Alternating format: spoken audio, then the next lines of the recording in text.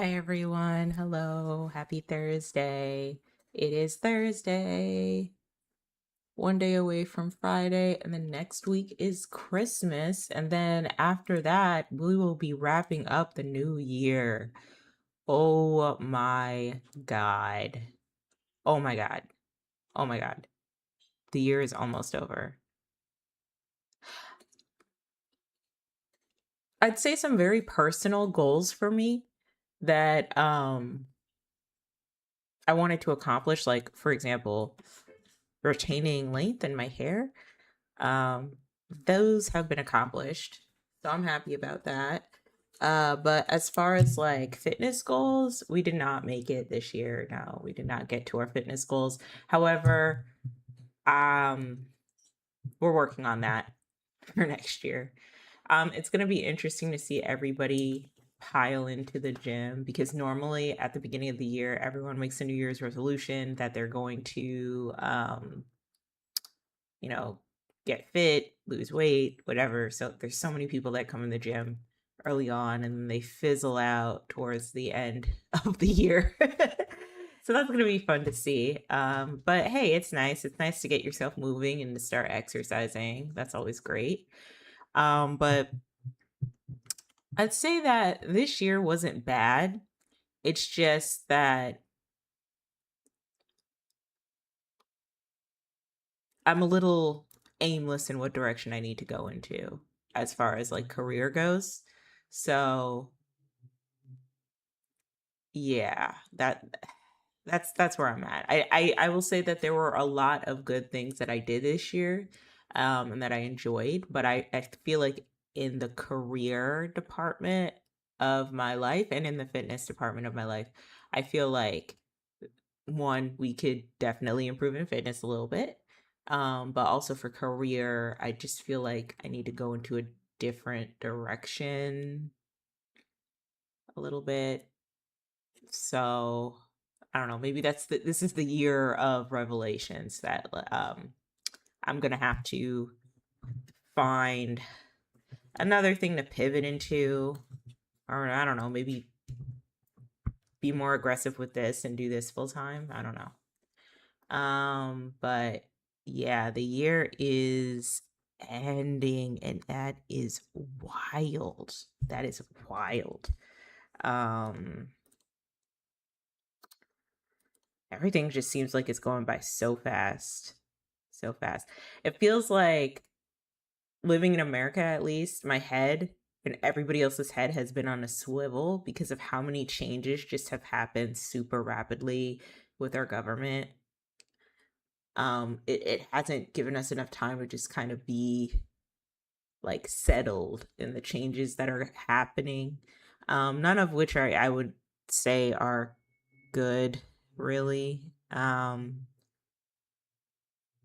Yeah, it's just a lot for everybody right now.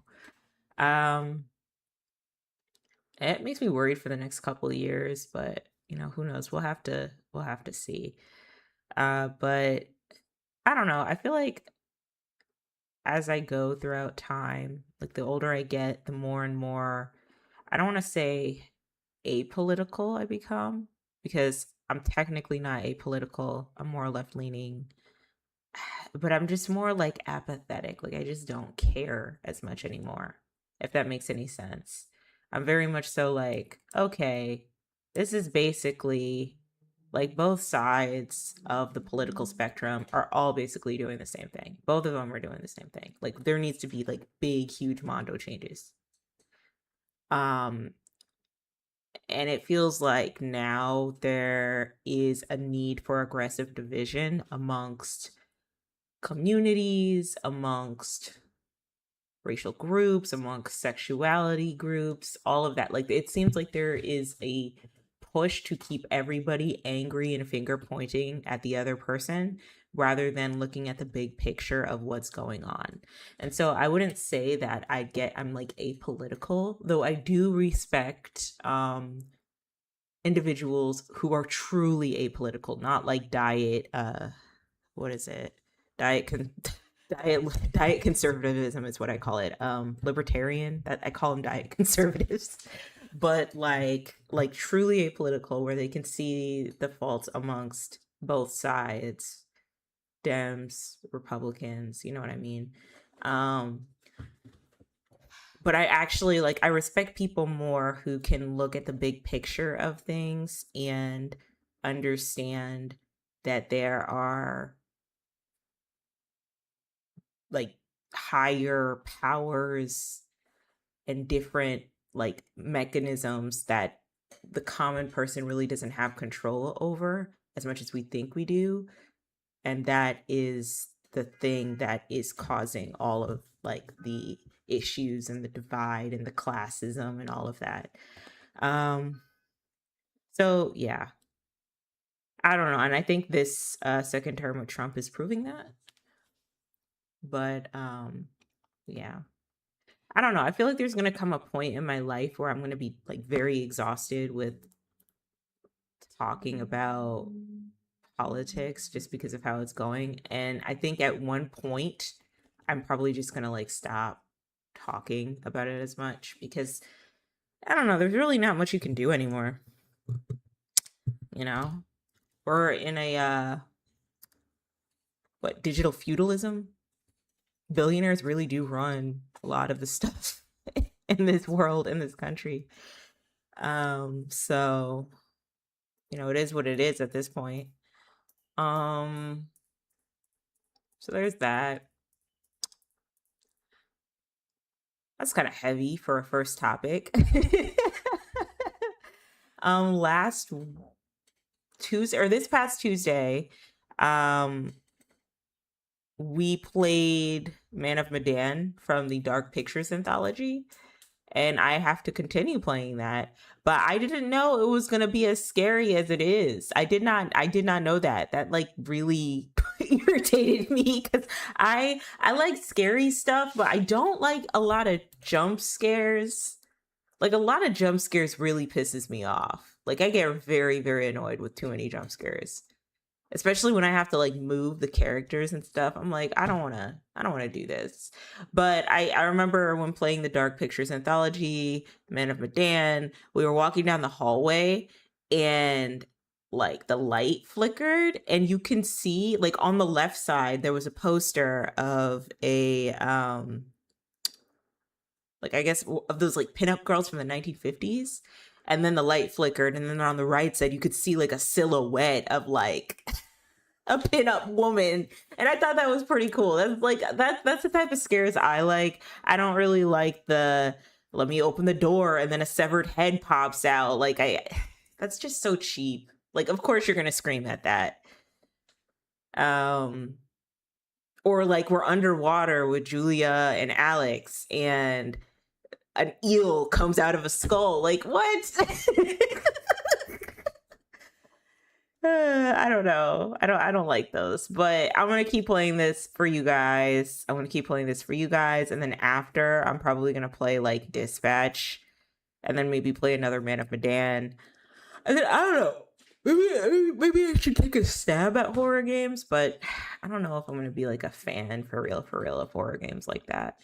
I'd say my favorite Telltale game so far is probably gonna be The Walking Dead. Yeah, The Walking Dead.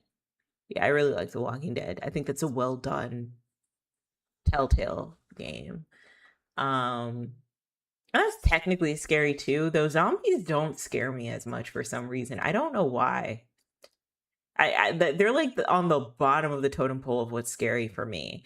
And then on the higher end is like man eating creatures. Like that's like big, huge man eating creatures, kind of like Jean Jacket and Nope. Like that shit, that scares the shit out of me. So like, I couldn't watch Attack on Titan. I still haven't watched all of Attack on Titan. Um, War of the Worlds, when you figured out the one with Tom Cruise, where you figured out that the aliens were eating people like halfway through the movie, I was like, oh hell no. And then this uh or no, not this game, but like Nope with Jean Jacket, you know, that was kind of scary for me too. Um So, not really a fan of man eating things. But like zombies, so and that's ironic, right? Because like zombies are technically eat people. But I don't know, it's just like they're other people. I can't explain it. Like it has to be a creature, like a creature feature eating people scares the shit out of me. But like a zombie eating people, I'm like, okay, well,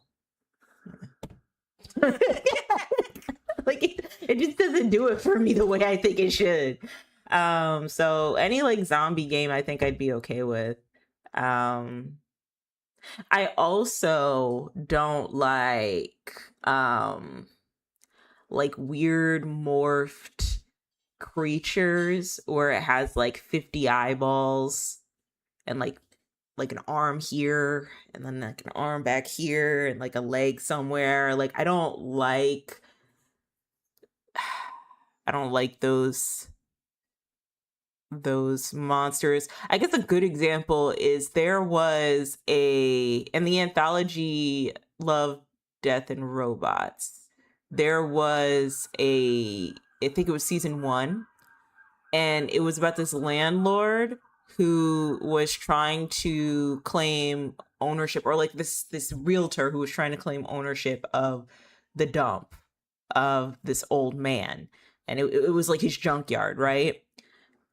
And the old man basically told a story of like how the dump existed, and basically how his friend got eaten by like this like a dumpster monster that was in the dump, right? And then how it ended is the realtor gets eaten, you know.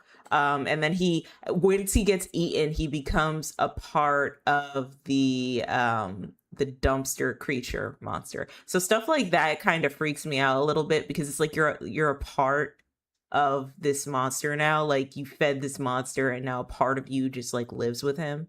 um that stuff scares me. um and some endings of the musical The Little Shop of Horrors, they will like, if you've ever seen the musical about the plant monster, Feed Me Seymour, they that like sometimes they'll show like the faces of the victims that Audrey 2 ate, which is like the dentist, Audrey, Seymour. Like the musical has a very grim ending, right? And everyone says, "Oh my god, Little Shop of Horrors is so funny. It's so funny." I remember my high school did Little Shop of Horrors, and I mean they did a really good job for a high school, but I couldn't get over the fact that this plant ate everybody. And Audrey, who was it? Seymour let Audrey 2 eat everybody. I couldn't get over that. And then at the end, you saw that the dentist, Audrey, and Seymour were all a part of like the plant. Like you could see their little heads pop out from the plant, and that scared the shit out of me. I didn't like that. So stuff like that is weird for me. I'm very iffy about those things. Um and then like horror in my horror movies, I don't like splatter punk, like gruesome, like body horror where people are getting tortured.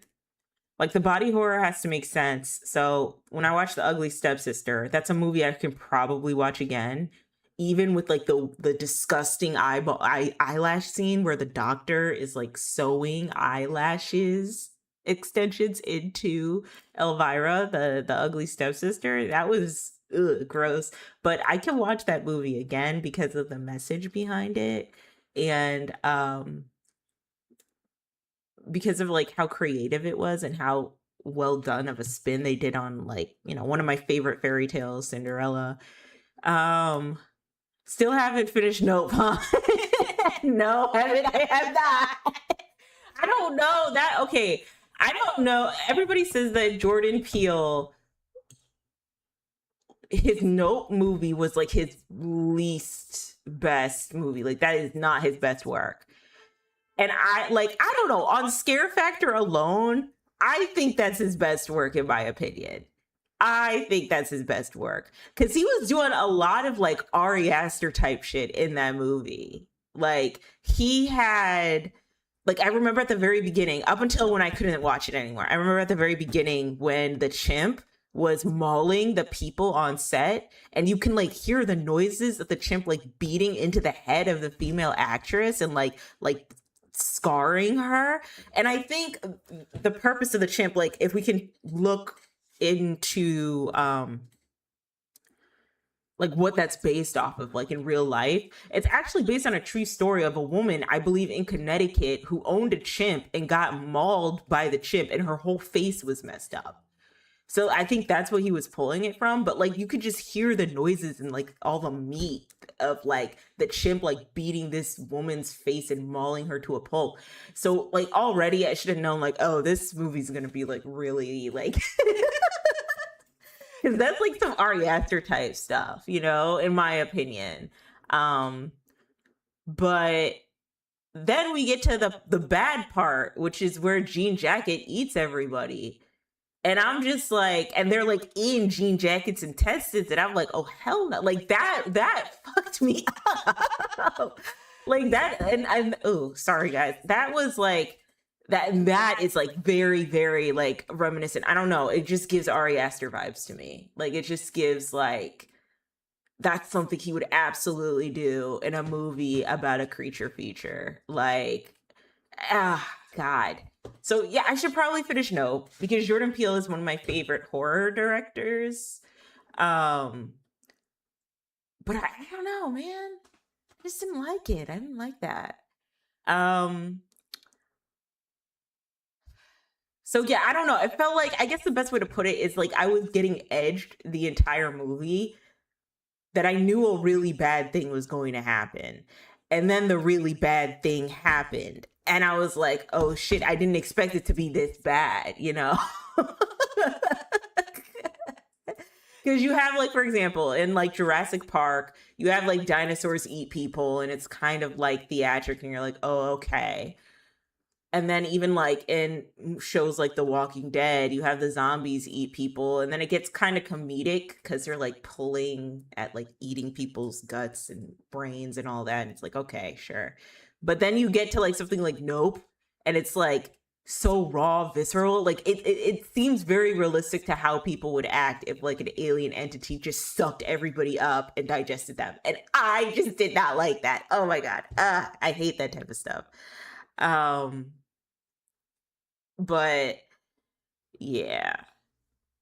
And then like I like my body, like I said, I like my body horror when it has something to say or a message to say about like the entire like movie, you know?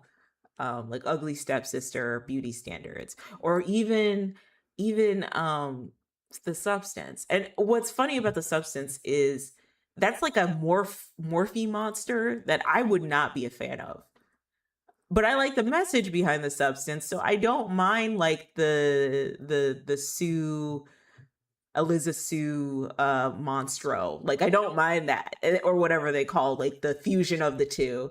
Um but I don't know, like a movie like The Terrifier or House of a Thousand Corpses. Have you seen The Terrifier or House of a Thousand Corpses? I don't think I could watch it like that. I think I'd get very like, okay, I don't know. I don't know if I can do this. And then there's another movie called Paradise Lost or something. It's kind of like Midsummer meets House of a Thousand Corpses. And that's a lot. That's a lot for me. So, uh yeah, there's just some movies where I just can't. Like I'm probably not gonna watch them, but I do like seeing the Terrifier be the poster girl for Universal Studios at Halloween Horror Nights. I think that's pretty cute. I have not seen those movies. Not really good at keeping up on my movies. Sorry. That's okay. That's okay. But like everybody loves the Terrifier, and I wanna be a part of it. I wanna like him too. And I feel like he's a pretty great character, like a pretty great monster, but I'm just like I don't want to see him like suspend a girl up in the air and then saw an axe in the middle of her from like V to mouth. You know what I mean? Like I just don't want to see that. Um, this past weekend though, while I was cooking, I watched. Weapons, and Weapons was pretty good. I think I talked to you guys about that. Yeah, it's basically like uh Sandy Hook, this like a horror game about the Sandy Hook shooting. Okay, what's going on here?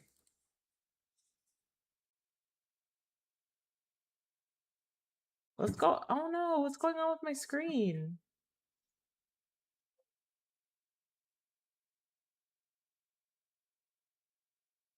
Hold on, guys. I'm having some issues. For whatever reason, my game is playing only on like one side of like the very third monitor. Okay, that should not be happening. I don't know what's going on with that.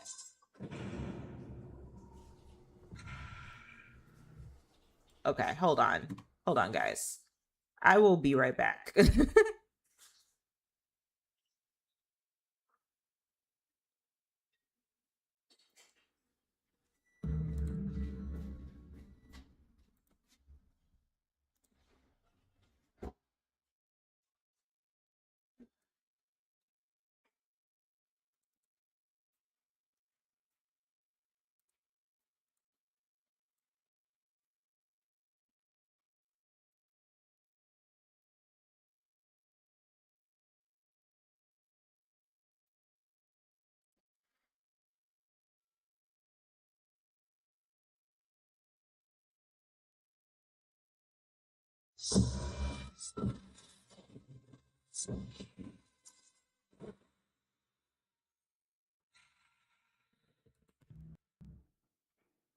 Okay, so it looks like I fixed it. Okay, all right, I fixed it. I fixed it. I got it. I got it. Okay. So I got it up. It was my the game was appearing on the third screen where I have a preview of my Twitch and my YouTube stream. So I had to change things around so that wouldn't happen. But we're here. We're probably gonna play this game, Man of Medan. But yeah, I don't like these jump scares. They're bothering me. um so let's see. Let's get started, I guess.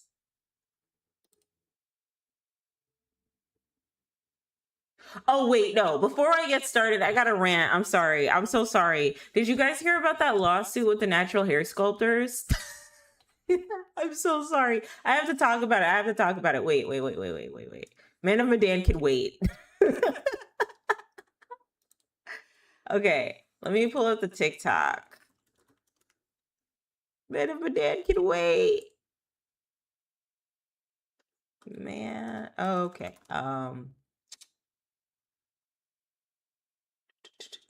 Natural hair sculptors. I will say with Man of Medan, I think it's very creative that the haunting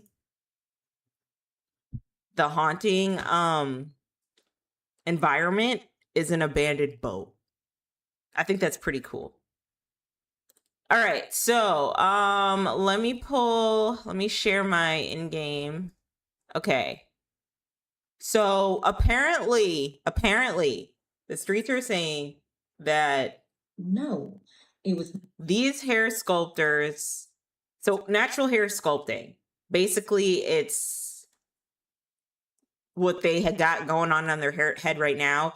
It's like it's this, okay? It's been around for years, like decades, where women would and people with natural hair, type 4 hair, would sculpt it in a way to create creative shapes, to create art. Like it's a very common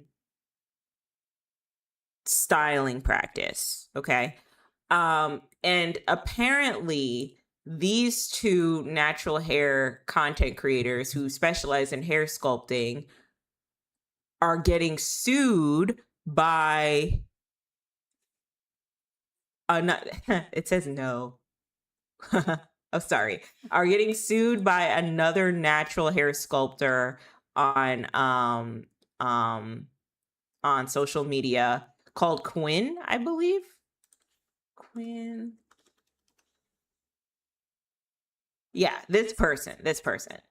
So Solar, let me go back real quickly so we can put everything together. These people, so she's a solar being, and I guess this is like her co natural hair creator.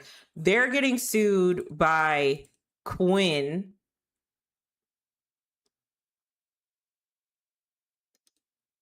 They're getting sued by Quinn, this person, this content creator, for I guess stealing natural hairstyles. I guess that's what it is. Or stealing the way she sculpts her hair. For example, I guess she's now trademarked the style star puffs and flower puffs. She has her hair shaped into star puffs, and then she has her hair shaped into flower puffs, I guess somewhere in here, right? Um and so I guess now she has filed a lawsuit against She's a Solar Being because they have stolen her natural hairstyle, her natural sculpting hairstyle. Um, and yeah, I don't really know. I just feel like personally, I don't think you can sue someone for hair sculpting. And I think that this hairstyle is so common and easy to do that almost anybody can do it, that it wouldn't be fair to sue an individual for, capitalizing off of said hairstyle and maybe selling like hair puff pieces that look like that, or shapes that look like that, you know what I mean? Or giving tutorials. Like, I think that's very weird. But I guess something I really want to talk about is how weird the social media space has gotten for us to feel like, for the lines to be blurred from inspiration to like outright copying. Another example is the millennial beige aesthetic woman who people on social media were trying to call it the millennial beige lawsuit, saying that this woman was trying to copyright the millennial beige color, and that's not what was going on. She was suing another content creator for literally copying bar for bar. I'm talking bar for bar, product for product videos that she had done and posted on her social media platform. That's copying. That's weird. That's creepy. Okay. Um but when it comes to like natural like hairstyles, right, where someone makes like star puffs and another person makes star puffs in their natural hair, I don't think you can accuse someone of copying you. I don't think that's fair to do just because somebody does similar hair sculpting styles as you do, you know? And the fact that it's getting to the point where and the fact that it's getting to the point where there are lawsuits coming out where this person is suing Solar for, I guess, copying a trademark style of Afro Star Puffs. I just think it's a little disingenuous because, like, shouldn't we want more type 4 girlies to want to wear Afro Star Puffs? Like, I don't know. It feels like, like Quinn, so far as I'm looking into this, it feels like Quinn is trying to trademark very like popular hair sculpting styles to the point where nobody else can capitalize or monetize off of it. Um and is putting all of this, it's projecting all of these insecurities onto Solar, the other creator that I had just showed you. So I'll go back to Solar real quickly. Solar. Okay, hold on. Solar Being, I think that's her name. Yeah, this person, you know? And I just don't think that's very fair to do. I don't know. I don't like the gatekeeping of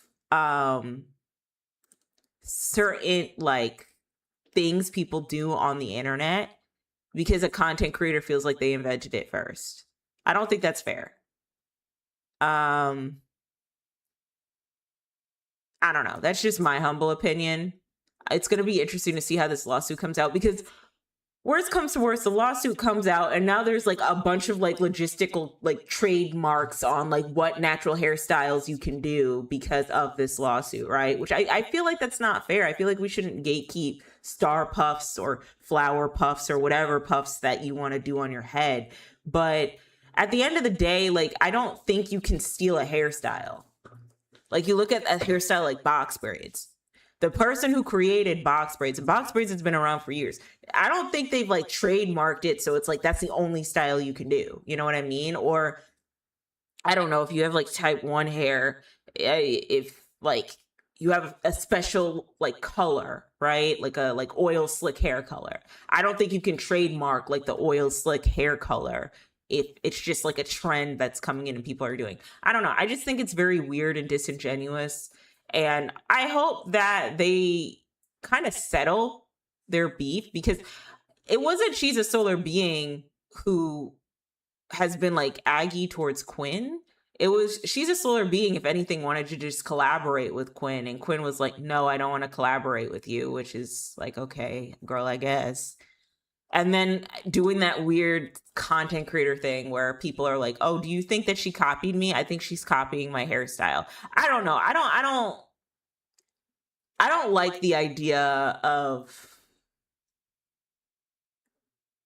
thinking that just because someone's inspired by your ideas or your fashion sense or your designs or whatever that they're like copying you. It's one thing if it's like art, right? But if it's like hair, like for example, okay, good example, makeup. Uche Natori, okay? Uche Natori's like foundation technique.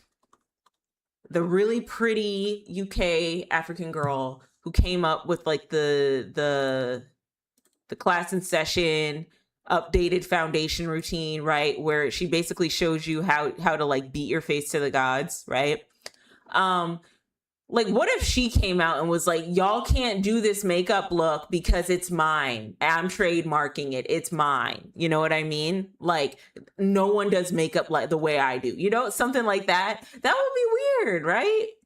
Or if she started copywriting people who did their own spin on this makeup look or this flawless foundation base, or people who, you know, maybe they did the placement a little bit differently on the concealer. Like you can't do that. Just because someone's inspired by you doesn't mean that they're trying to like copy you and take your whole entire, you know, steez. Like only you can do what you do. So I don't know. I think the whole natural hair sculpting beef should probably like they should probably work that out sooner rather than later, in my humblest opinion. Cause it's kind of like, I don't know. Like if this lawsuit favors the plaintiff, you're gatekeeping hairstyles that should be accessible to all type 4 girlies. Not all type 4 girlies can't post pictures of them in star puffs because you've trademarked the hairdo. Not all type 4 girlies can't post pictures of them in flower puffs because you've trademarked the hairdo. And it seems like Solar has been more that like nice enough, asking if she can collab, asking if she's interested in working together. It seems like she just wants to bring more people into the hair sculpting space, and it seems like Quinn is just very like standoffish and is like, no, this is my thing, I don't want you copying me. Which I really hate content creators who gatekeep like that. Like there's not like there can be, everyone can win, you know what I mean? It doesn't have to be a competition of like, well, I started this. It's just very very weird. But anyway, let's play this game so I can get scared. Walking around this haunted ass ship.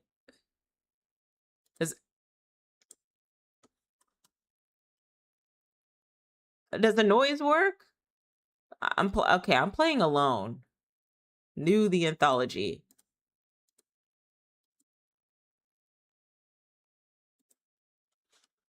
Oh, okay, I gotta select it this way. All right, cool. Oh, well, why? Hold on a second, guys. I gotta make sure this is working right. Because for whatever reason, the game wants to like cover my recording screens. I don't know why. Okay, good. All right. Let me click on the anthology. Okay, good.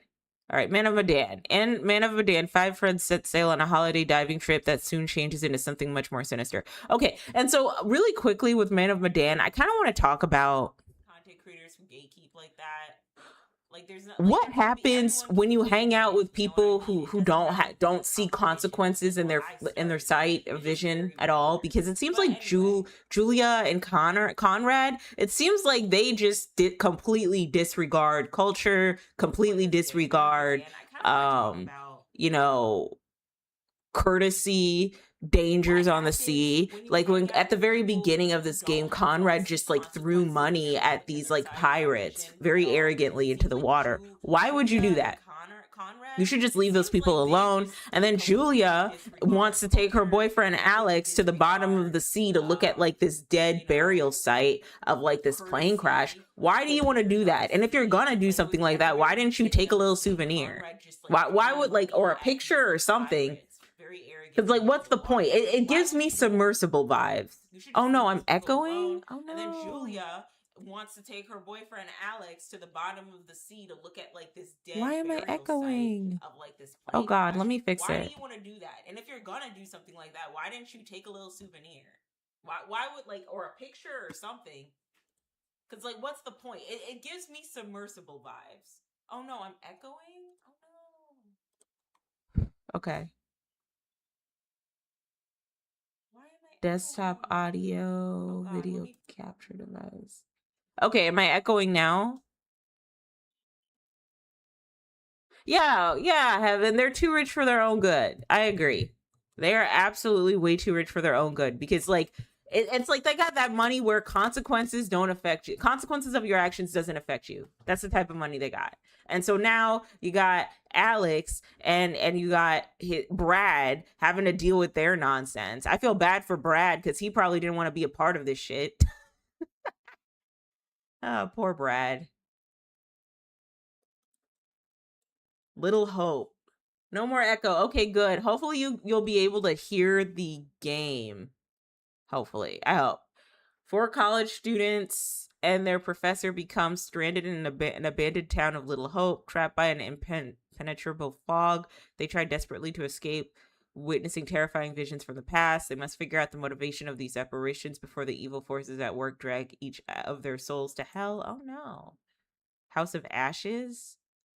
At the close of the Iraq War, special forces hunting for weapons of mass destruction unearthed something far deadlier, a buried Sumerian temple containing a nest of unearthly creatures. Ooh. To survive the night below, they must forge a brotherhood with their enemies from the world above. The Devil in Me. Okay, I think I got this one. A group of documentary filmmakers receive a mysterious invite to a replica of the murder castle of H.H. Holmes, America's first serial killer. They soon discover that they're being watched and there is a much more at stake than their viewing figures. Okay. Okay, let's go back. All right. Heaven, let me know if you can hear.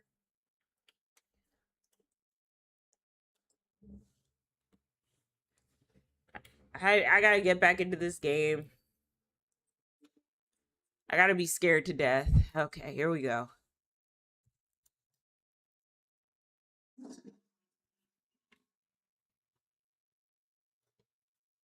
I feel so bad for Brad. Brad's a little cute to me. I don't want to walk down that. I don't want to walk down there. Fliss? Fliss? Hello? God, they're gonna make me walk down this thing. Fliss? Fliss? Where'd you go? Girl, I don't know. What is that? Ugh, what is that? Why are we touching it?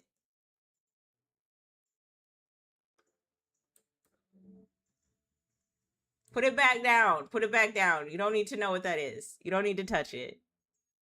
All right, let's go in here. Great.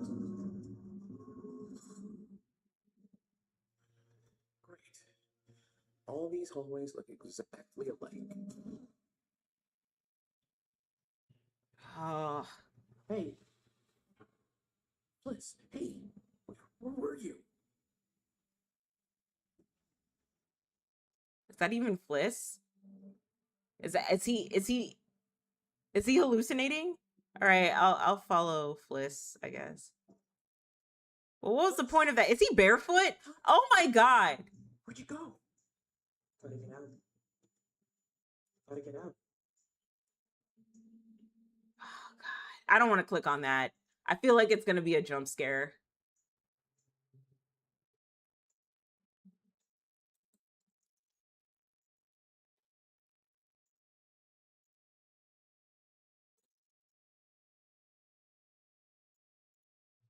I feel like it's going to be a jump scare. Okay, Fliss, what are we doing? Why are we just kneeling here? Ugh. Do I talk to her? Okay, let me go through the door again, I guess.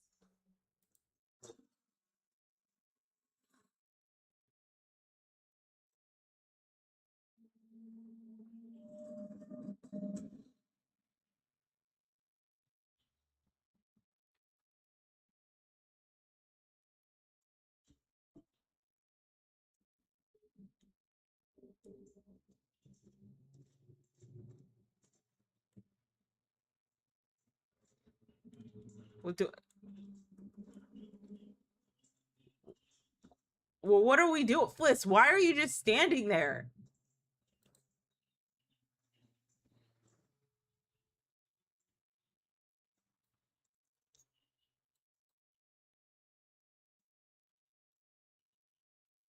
Alex. Who's Alex? Weird. Who's who's Alex? Okay, so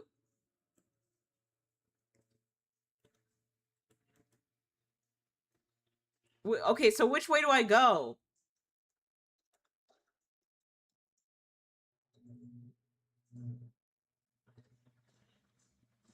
And Fliss is just standing there. So now where do I go? Where do I go? Do I turn around?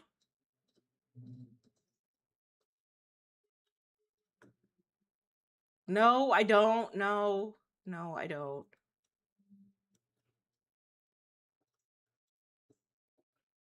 Do I walk over the body?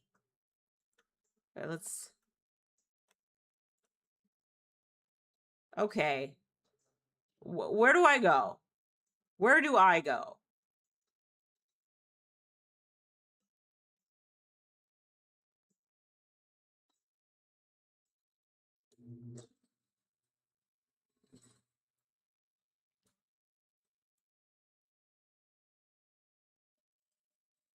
We doing this shit for the third time. I have no idea.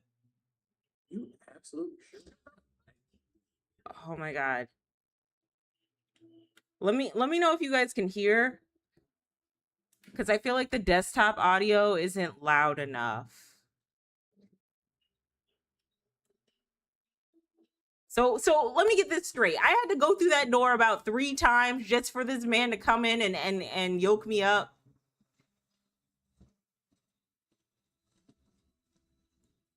Oh, he's alive now.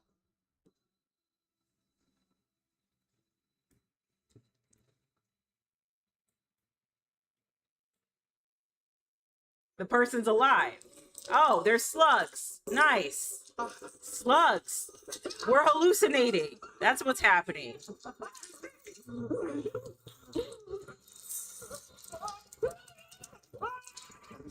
I know there isn't any slugs on Fliss though.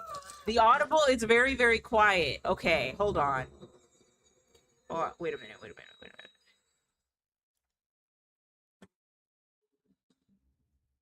Hold on, y'all. Okay, how about now? How's the audible now?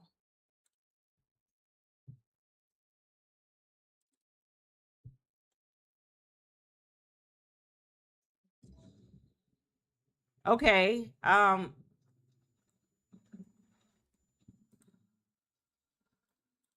Wait, so I can't move? Hey, are you sure?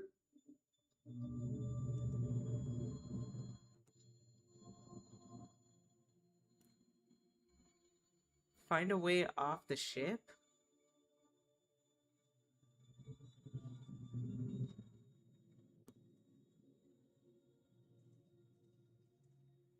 Okay, so the body's gone. Okay, what are we doing here? What are we doing? What's going on? The body's gone now. Where did the body go? Let me.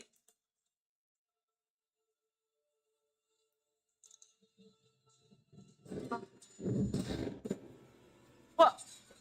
Alex? Oh God, what's happening?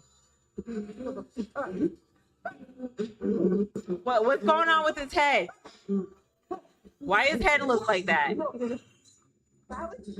Why is he crawling like that? Why do I have to walk through this thing 3 times for this shit to happen to me? Oh God.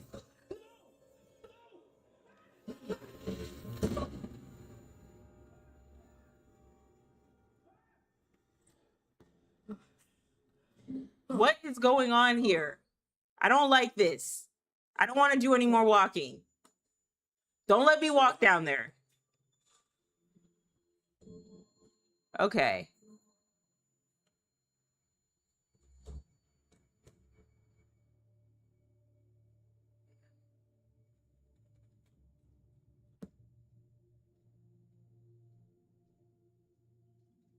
Okay. Climb up this ladder. And then he's barefoot. Do you know how the amount of athlete's foot this guy has? I can hear the voices. I just can't hear the background music. Just sounds very muffled, but it's audible. Okay, how about now? Now this is like super loud. Louder than I'm comfortable with. Okay.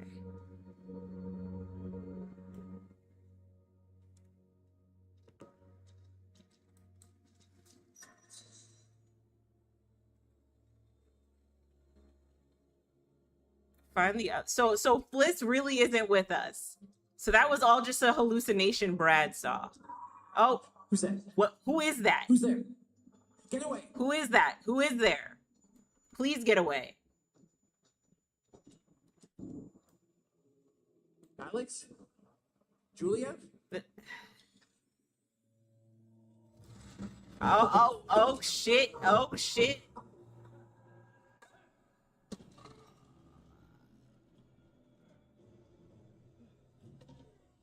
Oh.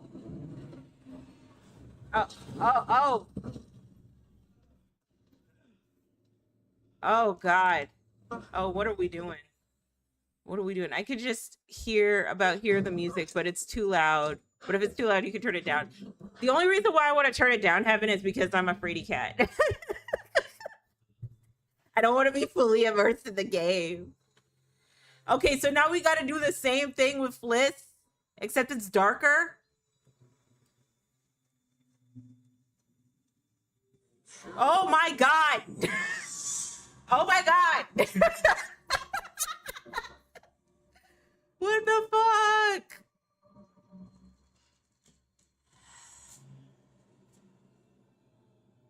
Fliss is the trooper, because I would have been like, hell nah. What is going on here?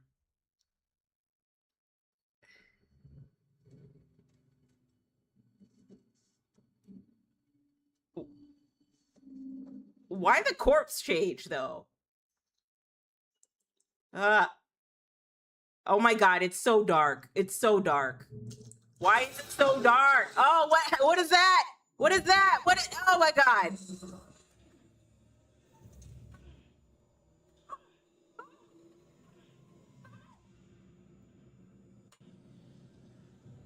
What is that?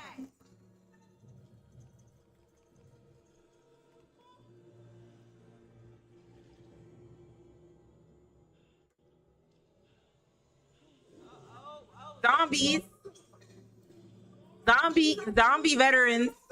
Zombie veterans.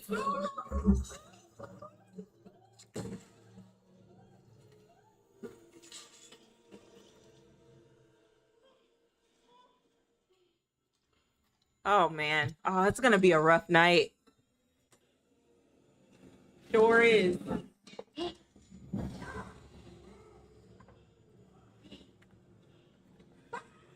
This is what happens when you follow rich people and that do dumb shit.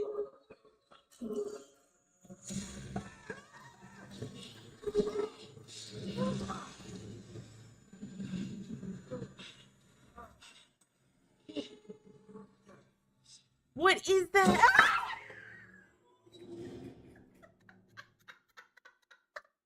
Absolutely not. Absolutely not. Absolutely not. What name is this? Absolutely not. Oh, what? Now the settings changed? The settings changed? God.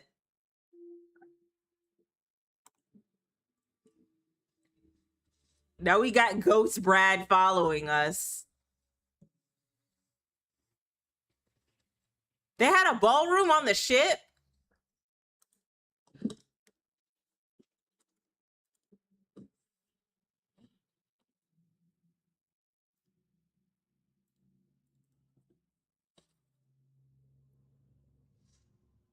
Cabal should silently assemble and no more or fewer than 5 true individuals of sound mind and spirit. The whole game is on what? Don't tell me that, Heaven. Don't tell me that this game is a fever dream. Because we are hallucinating everything. What? Dang. It should number 3 female, 2 male, firstborn faces obscured with hood. Sigils. Know it is important to the sorcery and the spiritual well-being flock that before the festival of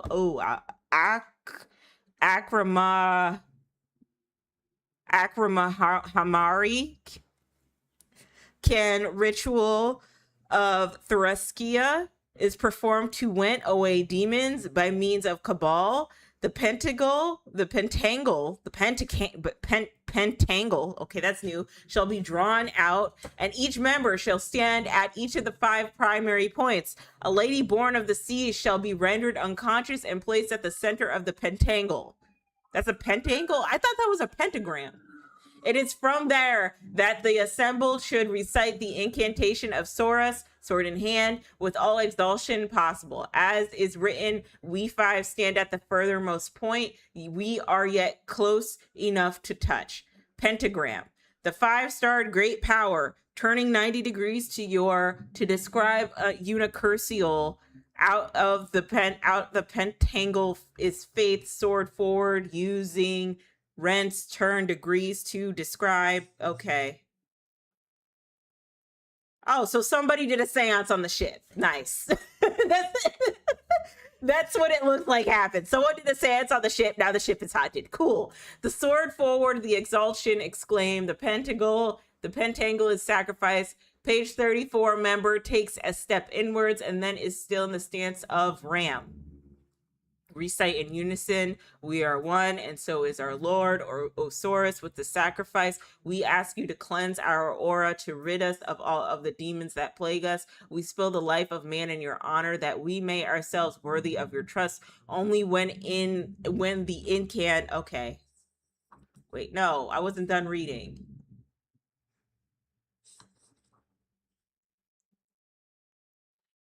What? Go back.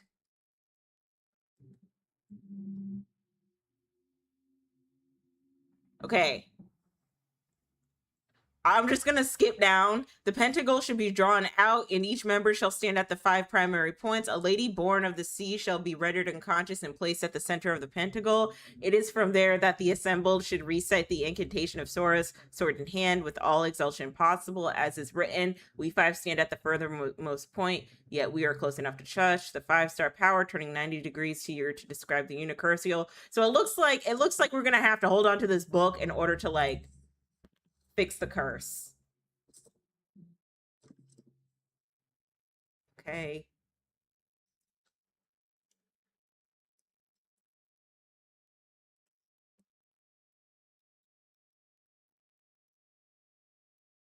What are these bloody footsteps? Why is that down there? What is going on? Do they want me to walk over here? I kind of want to explore. Oh God, what is over there? What is over there?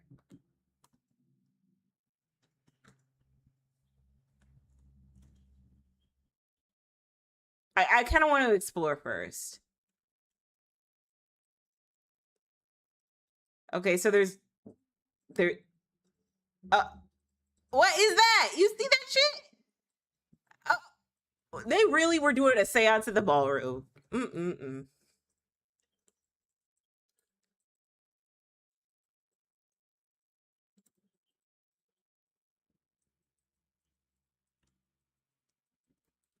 Oh, wait, no, we can get out. We can get out.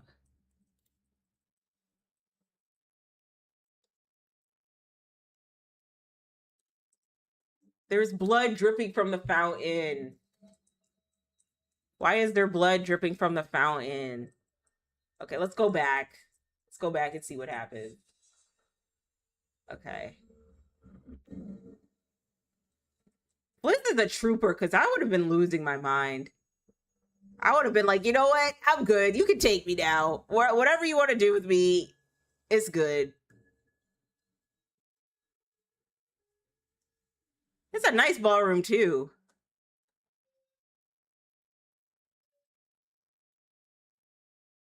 It's a nice little ballroom.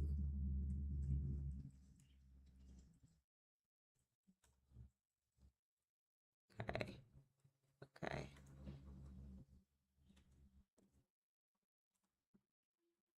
I guess I have to go through this door. And I don't think I want to do that, but whatever. We got to do what we got to do. No, no, no, Fliss. Don't jump down. Let's step back up. Let's step back up. Come on. Okay, let's go in here. Whatever this is. Oh, God. What is it now? What is it now? What is it now? And then why is old dude in the corner? What's he got to do with all this? And who is that?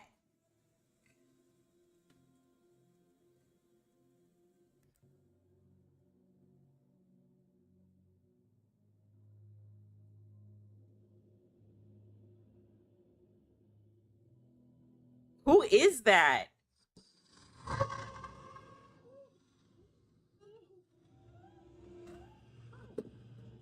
Oh, the boat's rocking now. Now the boat want to rock left and right. Now is the time it wants to do that. Oh, whew, that was too much. Okay. Oh,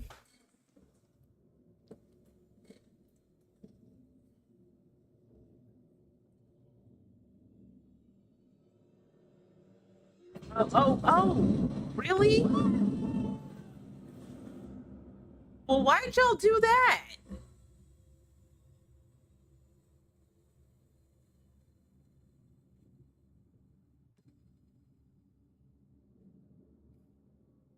Oh, so now oh God. We're in the plane again.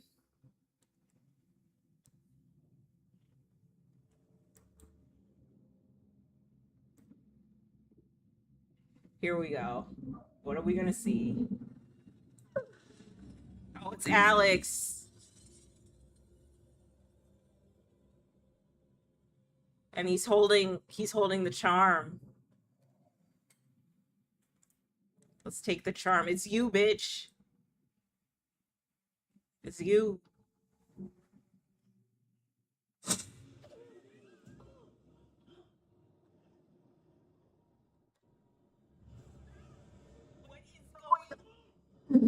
What is going on right now? What is going on? This isn't what.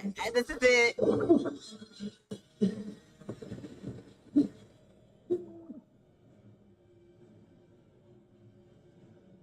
I'm gonna say keep going.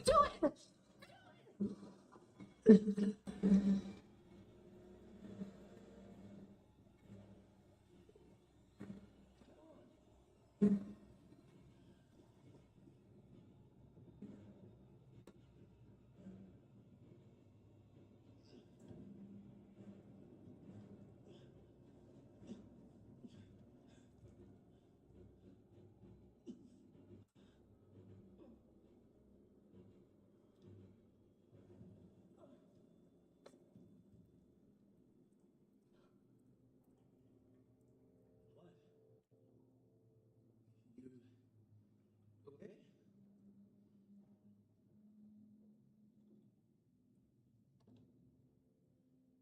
Thanks. I could have drowned. This game's a mess. I'm I sorry. don't like this. You did the right thing. Him or us. Oh, who is that? Who is that? Oh, it's a guy with the eyeballs?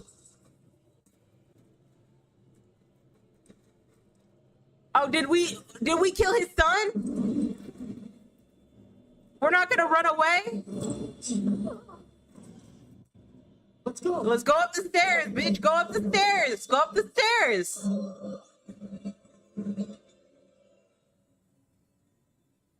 So I guess we unalived his son. Damn. That sucks. I feel like we would have had to kill them off anyway, but like I didn't want to know about it, you know? You wanted to surprise me with the whole pirate adventure thing. I gotta say it was a good idea. No, it was. I mean, it's funny. I think it's funny, but I think the guys you hired are taking it a little too far, maybe. And don't be cheap. When you feel like paying top dollar, and that's you get these guys that are not cream of the crop. They're taking it a little too far. You know, you get my drift. Why does Conrad still think it's a joke? No, this isn't a joke. This is the consequences of your own actions. They're chasing it throughout the That ship. that money can't buy you. Money can't buy you out of a fever trip. Okay, see what I mean? That's the lady. That's the pinup girl.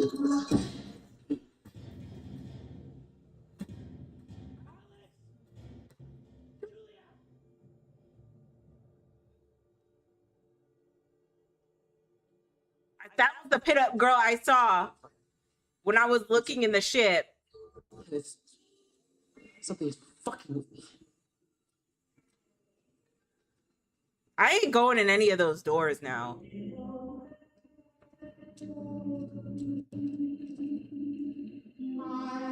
Okay, why is the music getting louder? It's just fucking with me. What? I gotta find everybody.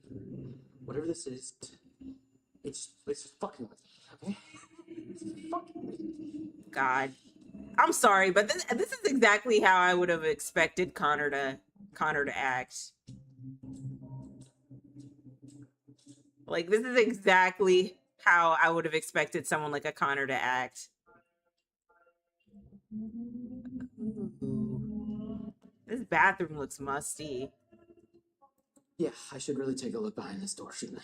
No, don't do it, Conrad. Should. No, Connor. No, Conrad. Yeah, I should. There's something behind you. Okay, here we go. Here we go. What's in the door? Well, all right. So how do I pry this son of a bitch open? Oh, really? I gotta think. Let me try again. I gotta find something to pry the door open. The candle? Okay, let's go get the candle then. Okay, let's get the candle.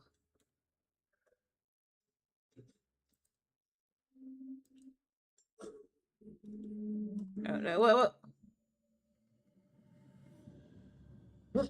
Uh-oh, floating candle, like Lumiere from Beauty and the Beast. Okay, well, where'd it go? Where'd it go?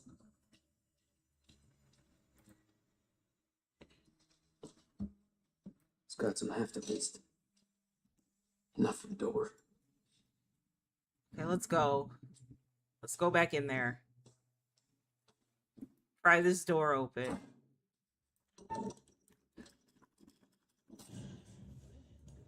Ooh. Is that the pinup girl that haunts me? Oh no. Oh no. Oh no, what's happening? Oh no. God, ah! Ah! And why is the old dude back there?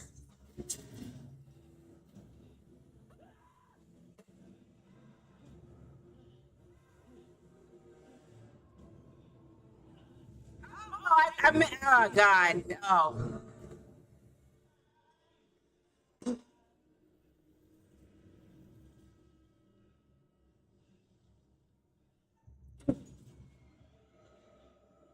Oh God, she looks raggedy. Oh,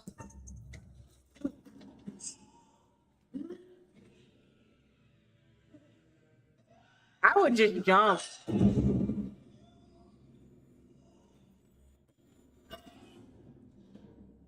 We're not gonna jump. I would jump. Our poor feet. I know, our poor feet. Oh shit. So if Conrad dies, I would be okay with that because he's the one who kind of got us into this mess, low key. What did you say?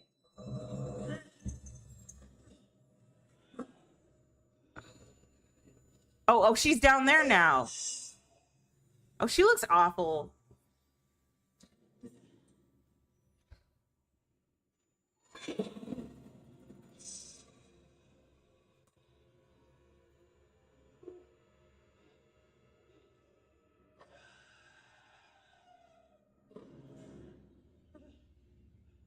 Okay, climb up the ladder.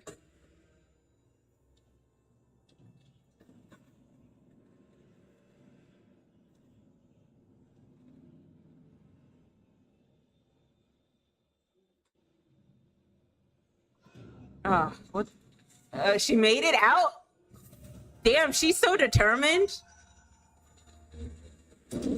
Oh no. Oh. Oh.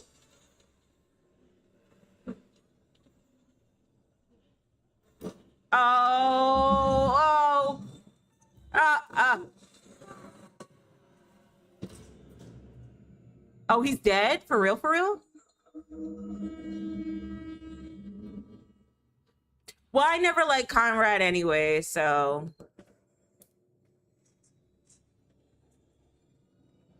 That's what happens, you know what I mean?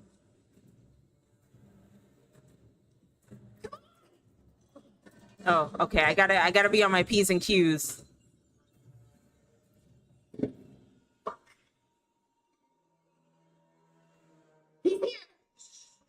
What's the matter with you, Bo? Don't tell about me anymore. I don't think that's him. I think that's a hallucination. Oh. Come on!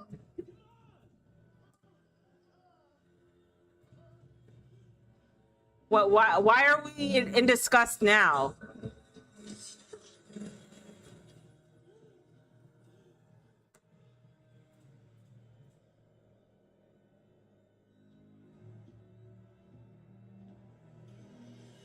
Uh-oh.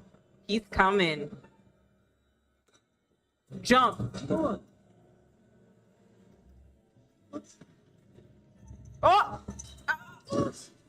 God, Julia, girl, get up.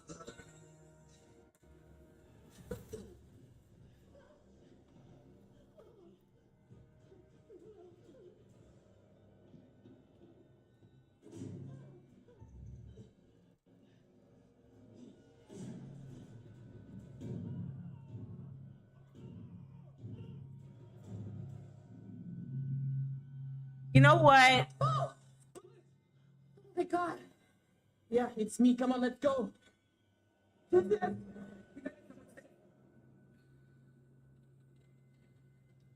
I feel like the pirate should have other pressing matters to worry about. You know what I mean? Like, he should worry about how he's gonna get off this ship.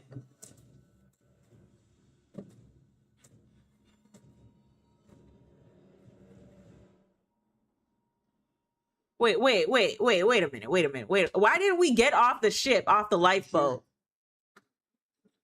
I think, yeah, I think we'll be all right. Why didn't they just get on the lifeboat? They didn't want to do that? Oh, hello. Hi. Things appear to have taken a turn towards the spiritual, wouldn't you say? Yeah. Now you're one down.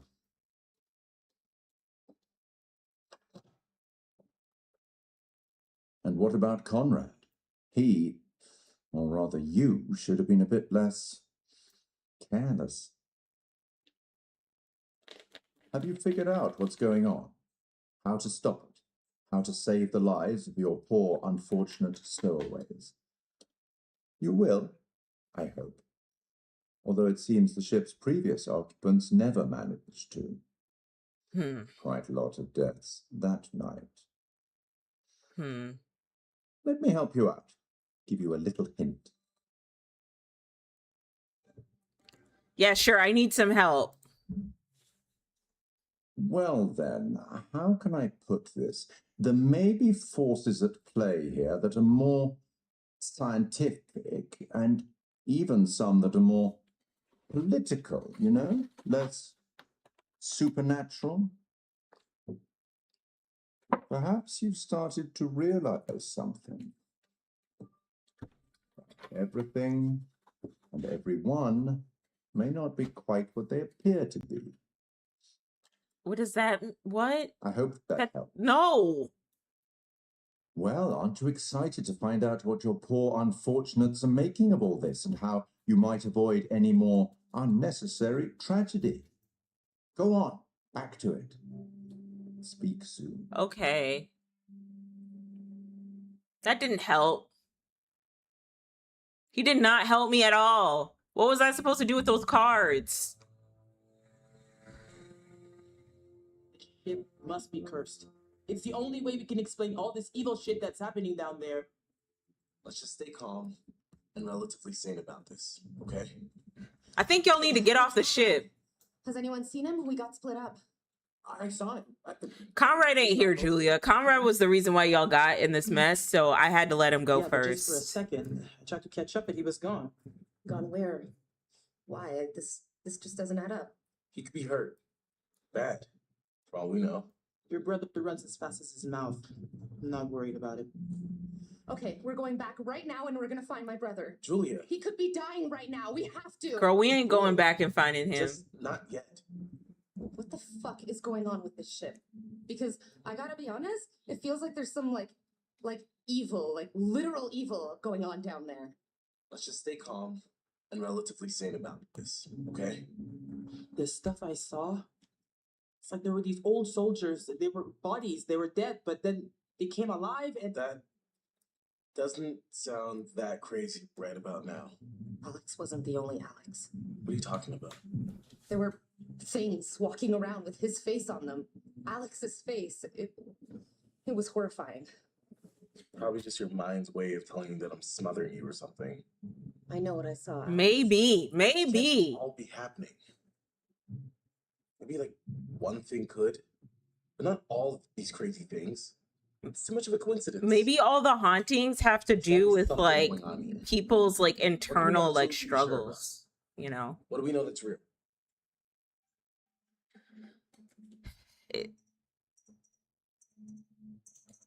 Am I crazy or are we on a ghost ship? I was gonna say the same thing. What do you think actually happened to this place?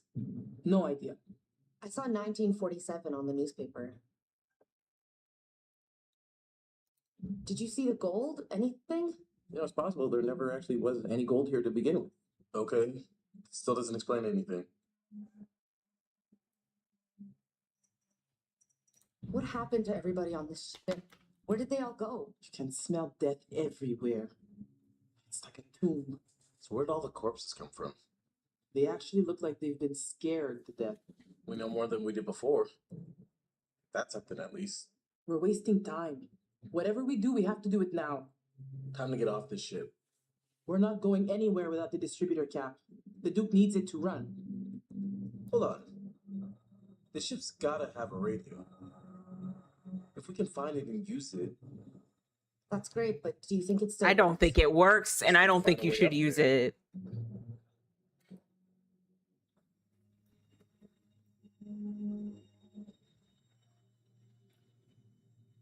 Okay, so I guess we follow Fliss. Okay, guys. We gotta get off this damn ship. Well, no offense, but I think their solution is those lifeboats on the side. That's how you get off this ship. You see those lifeboats over there? You just use those things. I mean, then you'll be stranded off sea, but like, hey, it's better than being on a haunted ghost ship. I do think that it's interesting that the haunting is in like a 1950s Navy ship. See, there we go.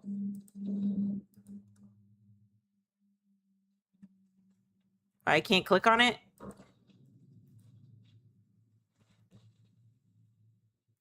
There we go. Great. Could use these if they want Swiss cheese. Oh, they're Swiss cheese. Never mind. Yeah, that was my idea, but I guess we can't do that. So we're all stuck on this boat. Who's gonna go next? I vote Julia. Julia goes next. I want to keep Brad, Fliss, and Alex alive. They seem the most practical. Actually, I could do without Alex.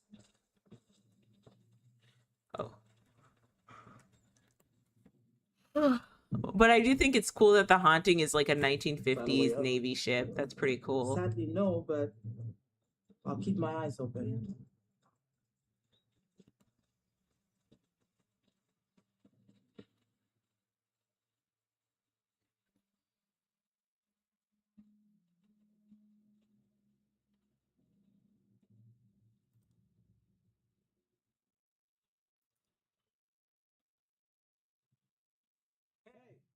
A little help over here.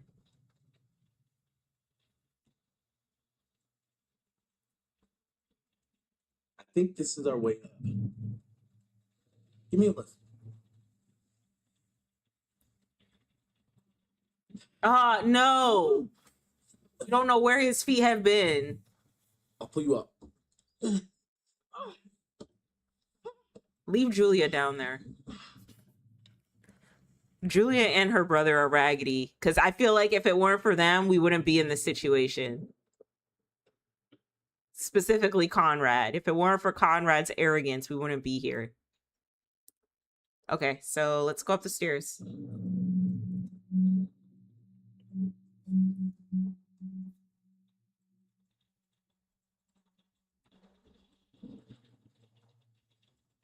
Okay. Is that Julia up there?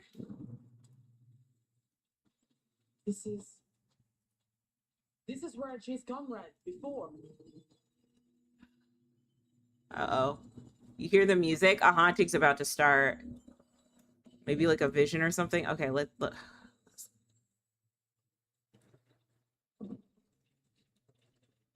These PC controls are a little confusing. Okay. Oh, do we want to go in here? Oh, we can't get in. Over here. Gotta wait through here.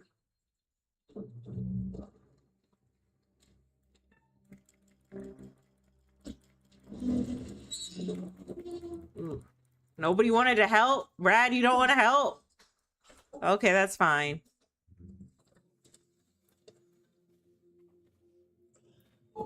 Oh. All this noise. Okay, now where do we go? Okay.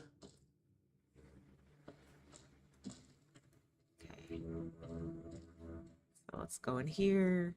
It looks like this is where the pilot would steer the... Oh. Would steer the plane. Okay, Brad, why are you just yoked up? What's going on? Brad's just yoked up. Okay,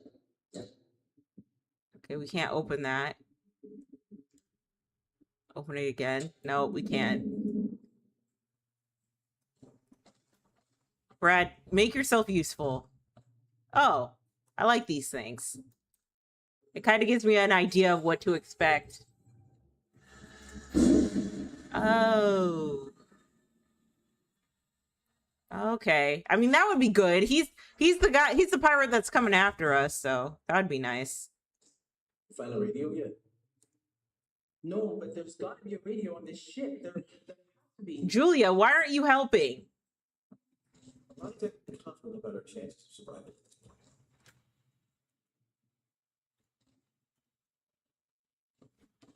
Okay. All right, let's look at this. Let's look at this.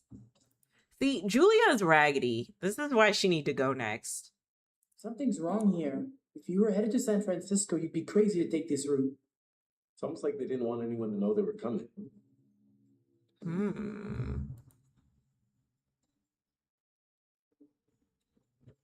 Okay. What if...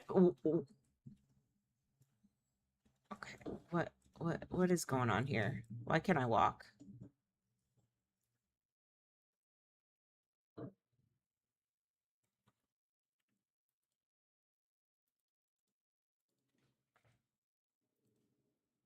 Why can't I walk?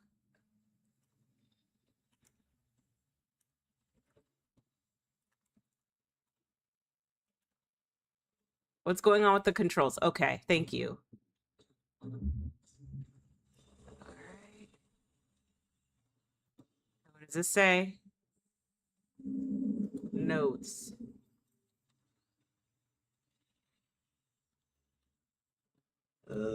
Ship was blown off course, cloud cover was bad. They didn't establish a position.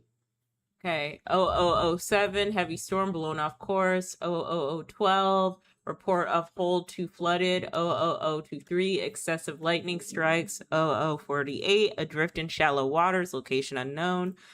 0120, seabed depth believed uncharted, unable to establish depth. 0132, search for crew member overboard commenced. 0140, search called off. 0141, heavy cloud cover as yet unable to establish location. So it looks like somebody was blown off sea. Okay. Is there anything else down here?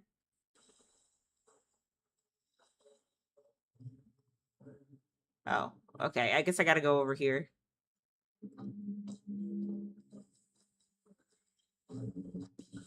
Oh.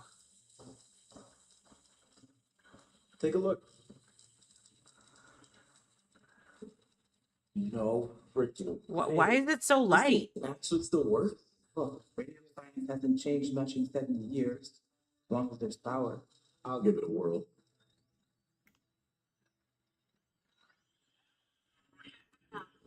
Ah, it's working.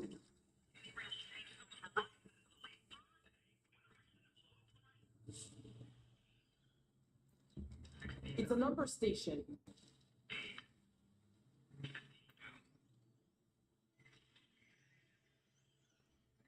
Military bandit. Let's ask them for help. Hey, is anyone out there hearing this? Hello? Holy shit, we got him.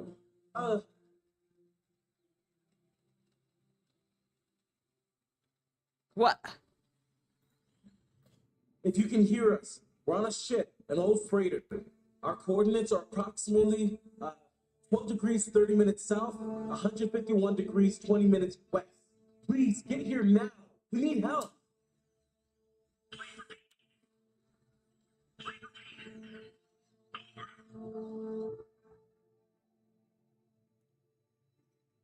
We're on a freighter, abandoned, huge, and old. Hello? Hello? Is anyone out there? Please come in.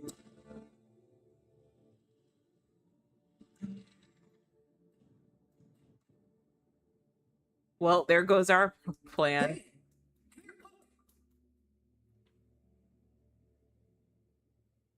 What am I looking at?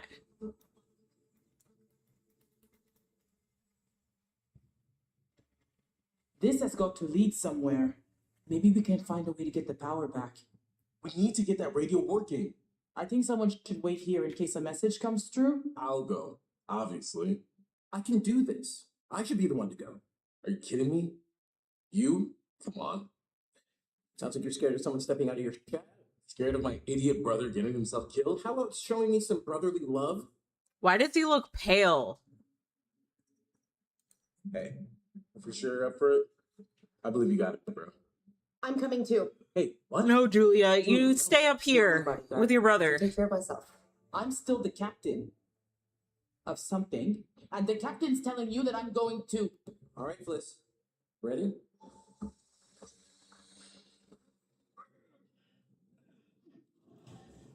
Oh, oh no, what happened? Somebody's injured. Somebody's injured. That looked like a bad fall. Oh, oh, whoa, whoa, whoa, whoa, whoa, whoa.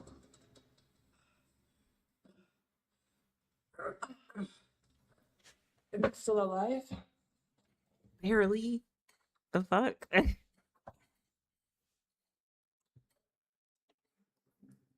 Everyone okay?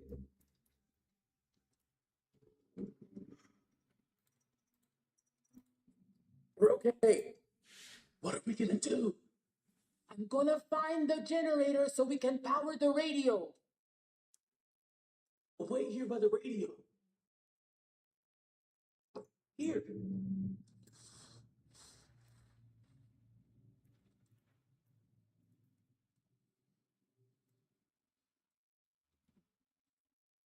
Hey.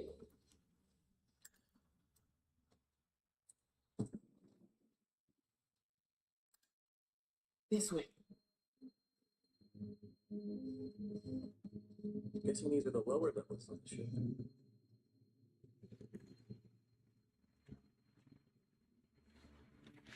Okay.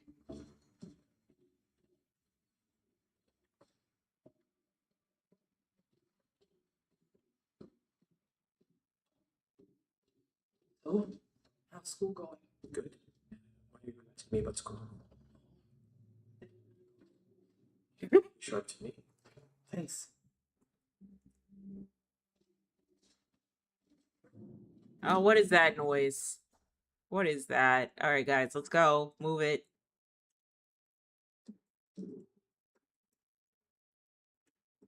Fliss, I'm following you.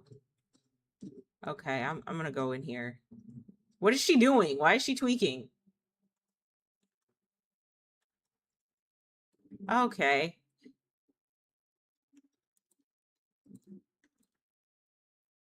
Here, come check this out. Look, down in there. What's down there? It's like the engine. It's gotta be where the generator is. You're right. Let's go down there.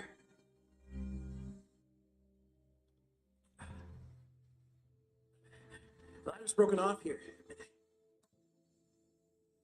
I think I can just. Hey! Are you okay?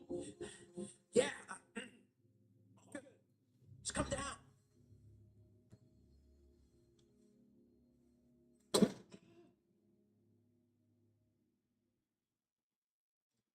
Okay, more walking.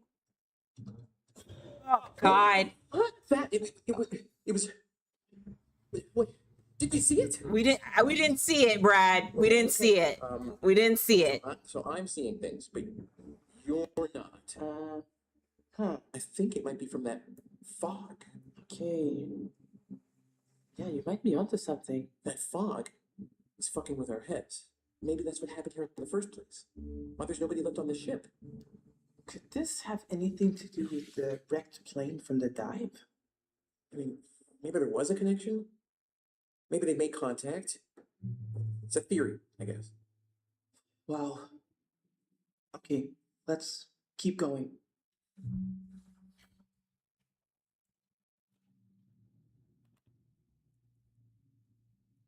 Okay. Haunted Fog. Van Linden Engine Works. Rotterdam, Nederland. Diesel engine number 1734, year 1920, type L87 C-SE. Okay.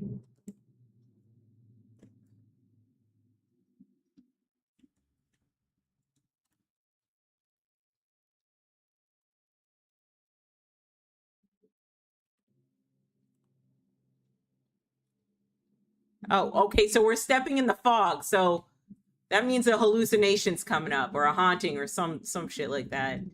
We're stepping in something. Engine room telegraph log.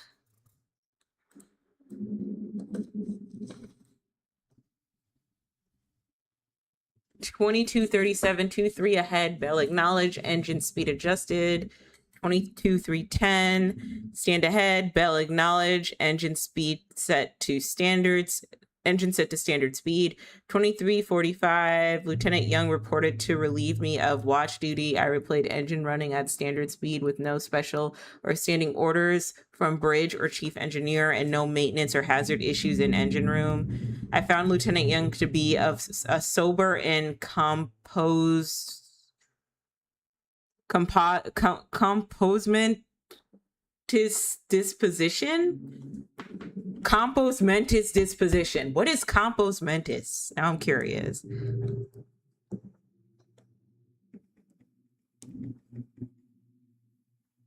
Having full control of one's mental faculties. Okay.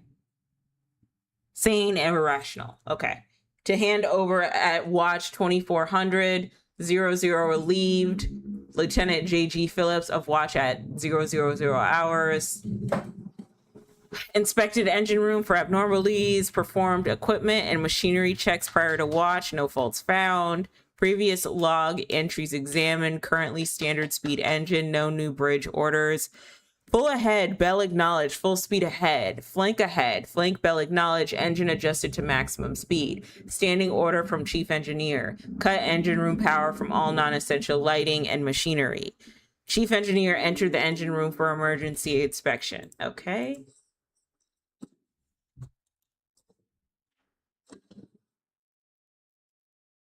Okay.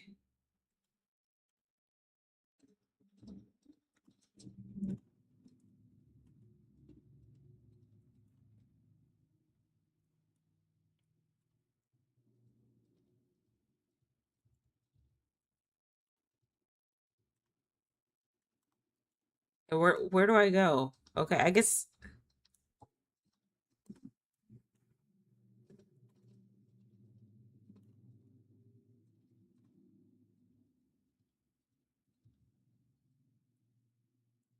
Okay, I guess we can go down this way. What do you think these guys are all about? Fishermen? Yeah. Oh, money? I feel Probably. like they're just in over their heads or something. Perhaps. In over their heads.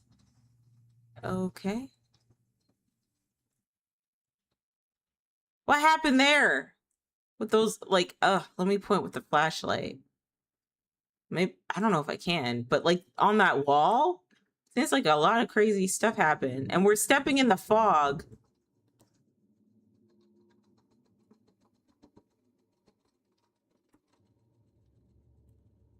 Okay, is the generator over here? Oh my God, I'm just thinking about the levels of athlete's foot these people have. Just stepping in this nasty ass water. Look at this. The rebreather. The fisherman must have brought it over from the Duke of Milan. You think it still works? Looks like it's got a little juice left. Maybe a couple of minutes. Should we bring it with us? I mean, it's heavy. Yeah, you should take it. Half this damn ship is flooded. You might need it.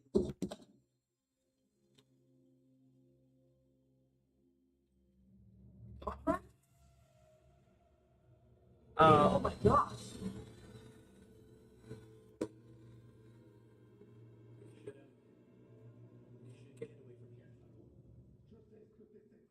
Oh. Tu veux me tuer? Hein? Mais c'est moi qui vais te tuer! Dis-moi, t'as le ouest, Médan!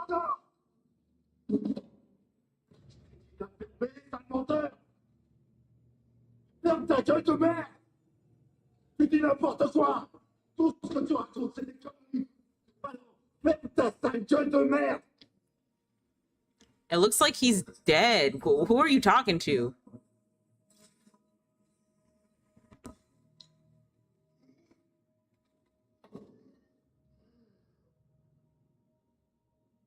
Oh, hey, that's the generator, right?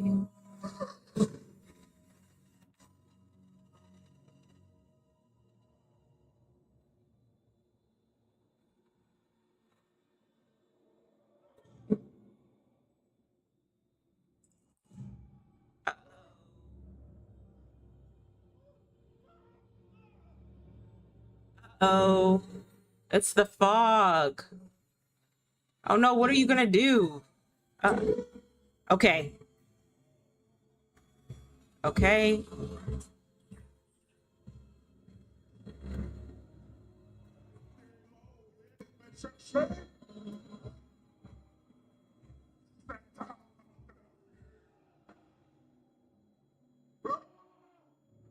Bro, don't step in the fog, bro. What the heck?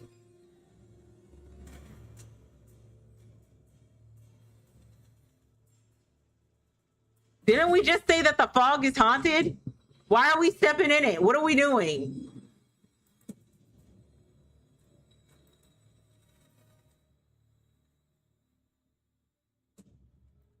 The shipment of caskets unloaded earlier are specialized cargo that must be treated with the utmost sensitivity. The contents are human bodies. U.S. Army. Wait a minute. I was reading that. I was reading that.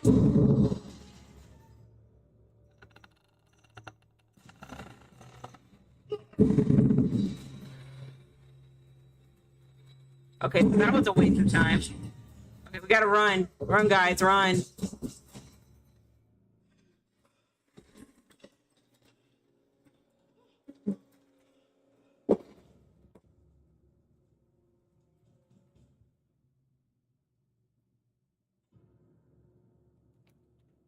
No use hiding, you little fucks. I don't like this voice actor for him. Problem with sharing all that gold, eh? There must be plenty of that to go around, more than enough. And we're all in this together, right? Trying to cut me out of the deed. Okay, here we go. Oh, I hit S. I hit S though. I actually hit S.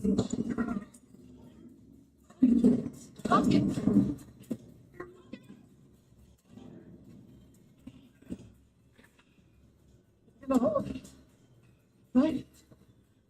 Definitely. Probably. Sure. I don't know. Gap. Okay, we gotta move. Oh no. Okay. None of you move. None of you go all changing on me now. Slow. Slow. Oh. Okay. All right. Not changing. None of that. Raise your hands up. Slow. No, not like that. Said, no changing. Put the gun down. No one has to get hurt. You think I wanted to hurt anybody? I didn't get a choice in this, did I? Did you too? Isn't it? Isn't it now? Not again. Oh no. It's all gone changing on me. What? What's changing? Stay back from the mist. Dude, what mist? Don't breathe it. Don't breathe the mist.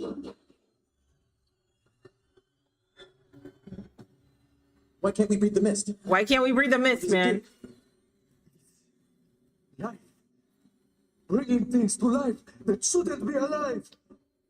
It's inside now. Inside with us now. You need to slow down. Stop! Stop! You're one of us, isn't it?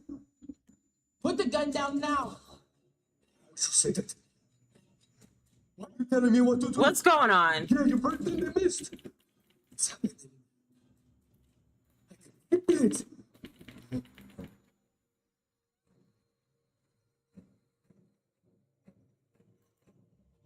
Hey, all right, look, there was, something back there. Maybe a mist or a fog, maybe? I knew it. I told you. Did you breathe it in? No, look, we held our breath. We did not breathe any of that stuff. Oh, really? I know you're all fancy divers, but you expect me to buy that? We've been down here for hours. You've been holding your breath this whole time. What's gonna Holding your happen? breath right now. So good. It's in me. I got the mist in me, don't I? It's in me, isn't it? Yeah. Yeah, off yourself if you have to. So I get it. around in there. It's dancing me. Inside. Oh. I don't know what to do.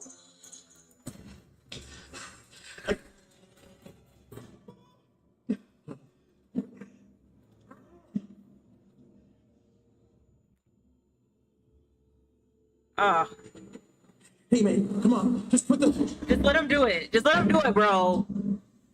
He was an op anyway. It's fine. God. It's fine. We're okay. We're okay. We don't have to worry about him.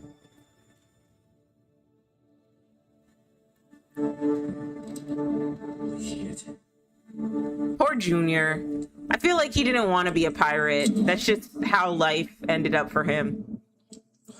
Well, oh well, we got to get out of here. So if he feels like the mist is doing crazy stuff to him, then just let him go through it, I guess.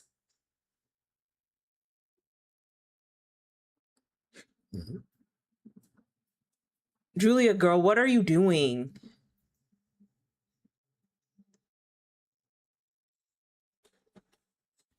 Radio room, June 21st.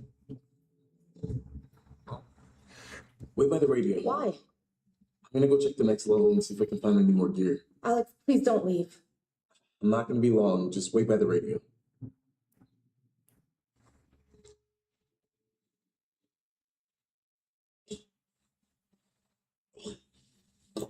Ugh.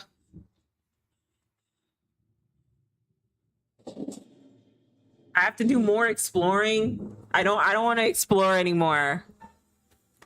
Okay, here we go. Whoa, whoa, whoa, whoa, whoa. Julia, come here.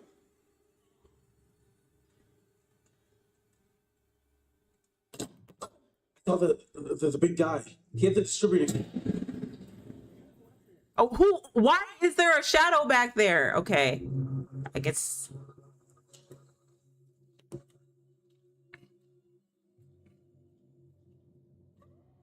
Uh.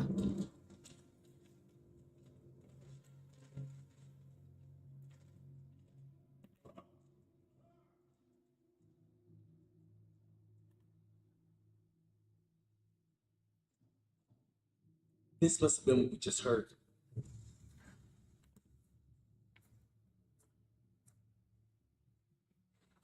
Ugh. Whoa. What was that? Doesn't matter. We need that distributor cap. He here. He had to have come this way.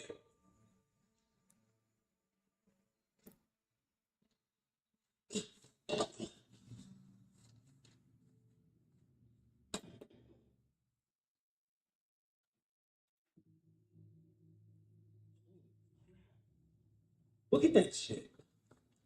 Okay. Well, what are we looking at? Oh.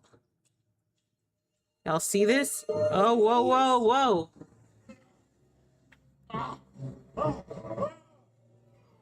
What's he going through? Sure. We're gonna have to jump.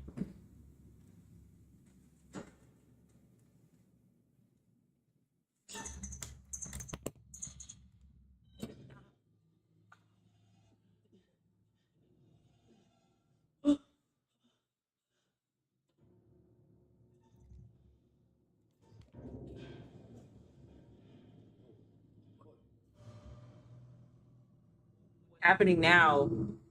Oh no, it's the fog again.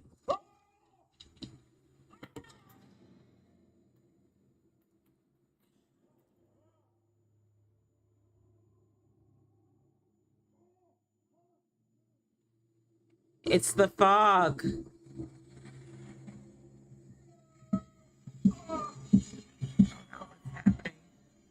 Oh no. Oh, he's having a heart attack. The fog made him have a heart attack? I can't make the jump, Alex. I'll find a way around. Oh, really?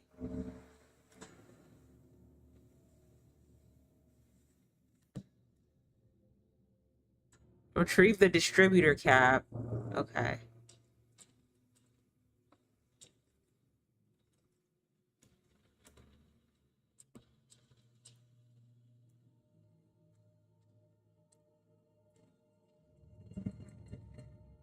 God, why is the music so loud?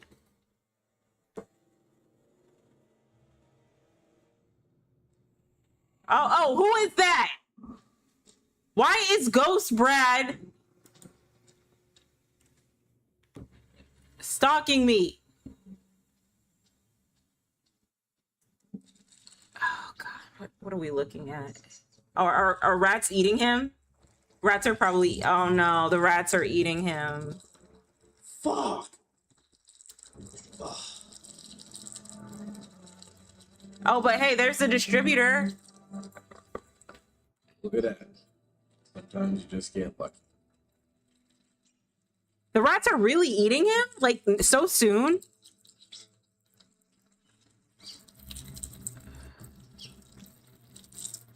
Oh.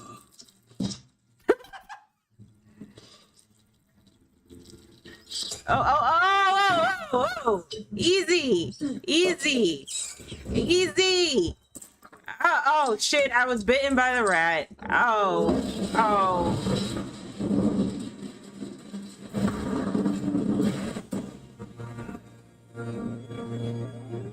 Oh, I did that. I fucked up. No.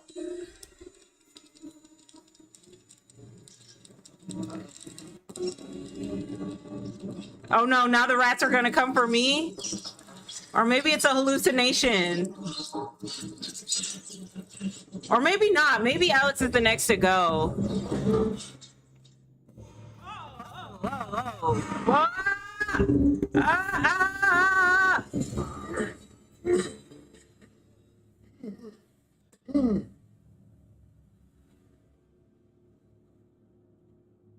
the knife down! Now! Put it down! I thought he was alive. Or dead. I thought he was... I'm confused. What's going on? Oh, alien! Ah! On you rat fucker! Keep on coming, why don't you?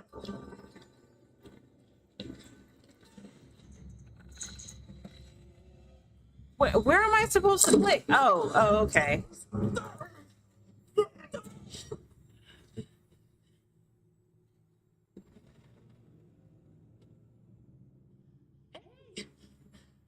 Okay.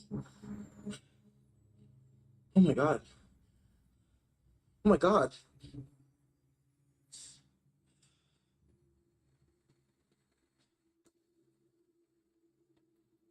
Distributor cap out of the picture.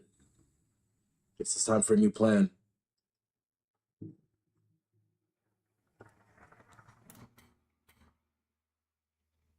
Dang. Oh, hey, it's daytime. Is the ship still haunted in the daytime, or is it just like a nighttime thing?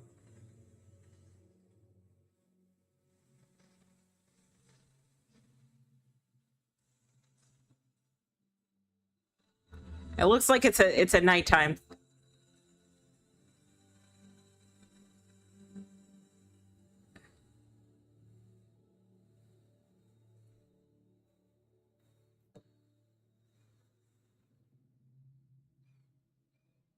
No, the ship's still haunted in the tube's daytime. not going anywhere without a distributor cap. So neither are we. Best I can figure it, we got a couple days, maybe more if we can collect some rainwater. always kind of knew I would die on a boat. Not this shitty boat.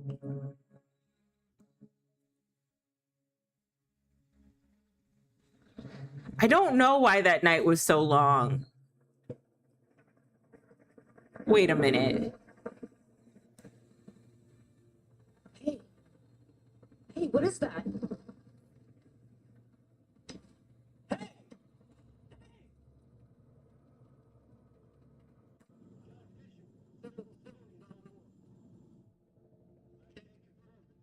What? Okay, so what if the plane like crashes?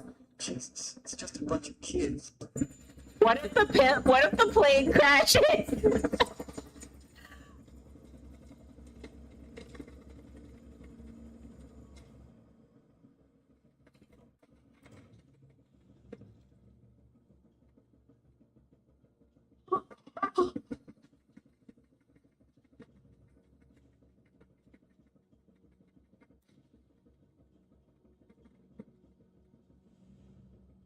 Wait, is this the end of the game?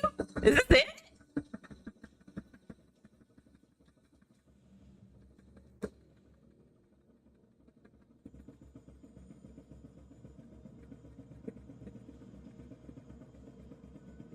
That's it? That's the end of the game?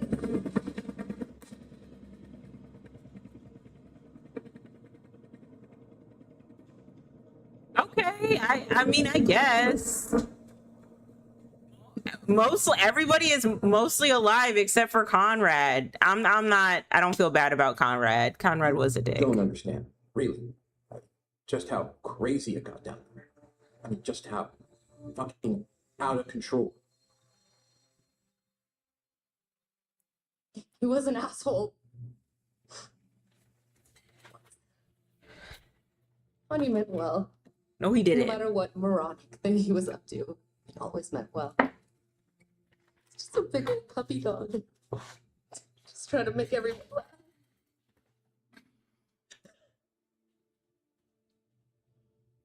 Conrad was running from something. He was really scared, like terrified.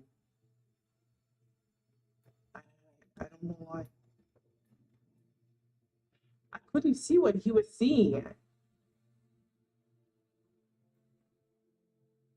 The fucker that took our boat. That was gold. He wanted the gold. That's all this was about. I wonder if Julia and Alex make it work after this. There were things down there that, shouldn't have been alive. Kind of things that can make you go insane. Funny meant well. No matter what moronic thing he was up to, it always meant well. It's just a big old puppy dog. Okay. Just trying to make everyone laugh.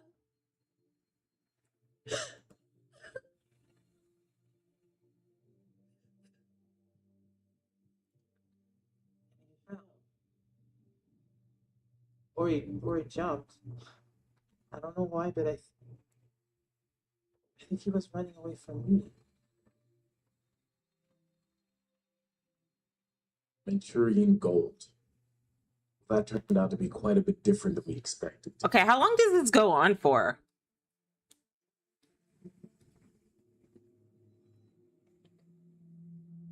Yeah, I don't feel bad about Conrad, honestly.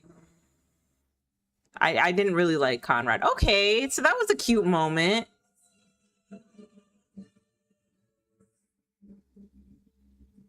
Where is our host? He doesn't have anything to say? Okay, there he is. Oh, he's not going to say anything? He's just going to read? Okay. That's it. Game over. You're done. Now, please. Okay. You could always try again, see if you can't do better next time around. Impressive. Almost everyone survived. Almost. Things became a little intense, but Alex kept his nerve. Well done, Alex. Well done, you. And the distributor cap? Boom. Unfortunate. It's all about decisions, isn't it? Decisions made in a hurry, in a panic, made with the heart instead of the head, or vice versa. Sometimes those decisions take a long time to have repercussions. But there are repercussions. There are always repercussions.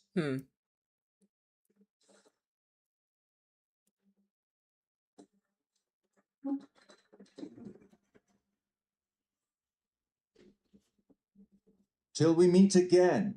Maybe in Little Hope, maybe somewhere else. But be certain, we will meet again. It's inevitable. Okay.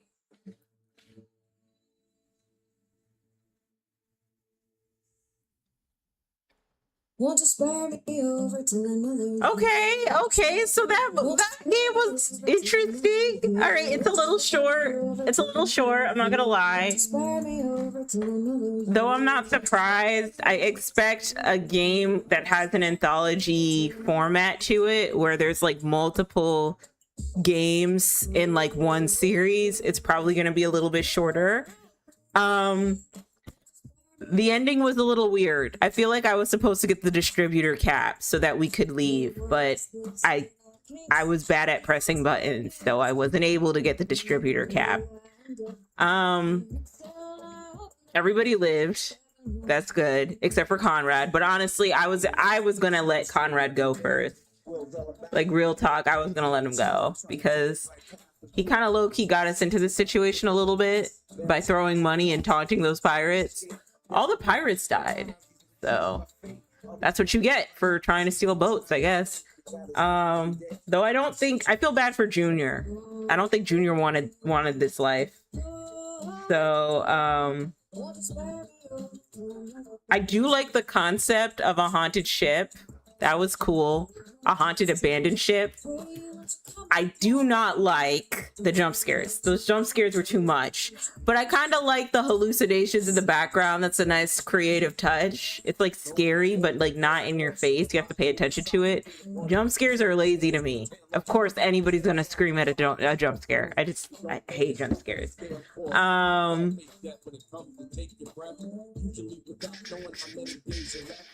I thought the ending was a bit rushed, but then again, it's like some anthology. Like it's an anthology, so it's gonna be shorter episodes, I guess. So that's fine. I feel like the fog is gonna be a motif in all the other series because at the beginning, I read that another episode had a fog, like a fog haunting a town. So I feel like that's gonna be a continuous motif. But yeah, this game wasn't bad. I'd give it a 6 out of 10, maybe. It wasn't the best. I feel like the ending was rushed. The controls were a little bit weird to handle, but I think that's mostly my fault. But yeah, it wasn't that bad. I'm glad Fliss stayed alive. But I feel like the narrator, like the second person expected to go was probably Alex, maybe. So,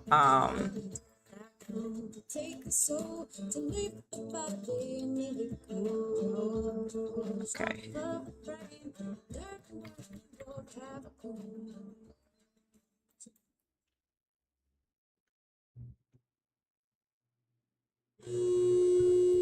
Oh, so are we stuck in jail now?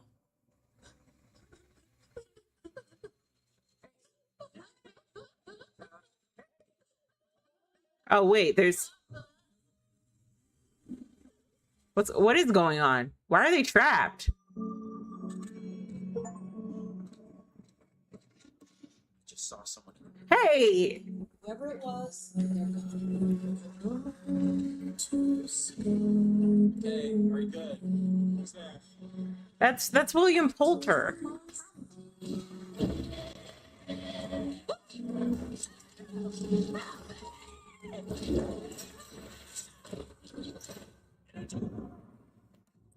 Welcome to Little Hope.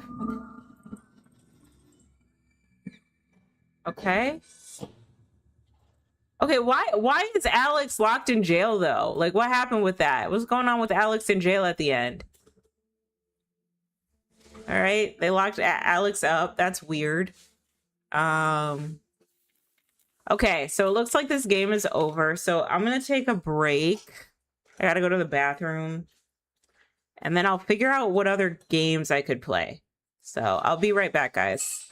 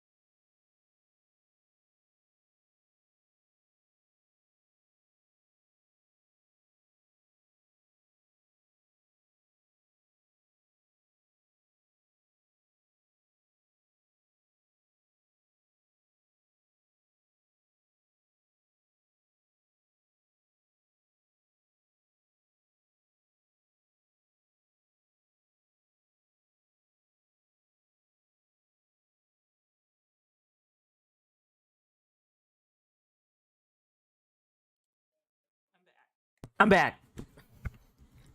So in the next room, my partner is playing Marvel Rivals, and I think someone in their party is crashing out because they keep saying shut up, shut up, shut up, shut up, shut up. Man, that game brings out the worst in people. All right. Excluded by preferences. What does that mean? Oh. Okay, so I'm interested in getting dispatch, but apparently I have the I have my Steam account on censoring general mature content. So I'm gonna have to change that because I actually really want dispatch.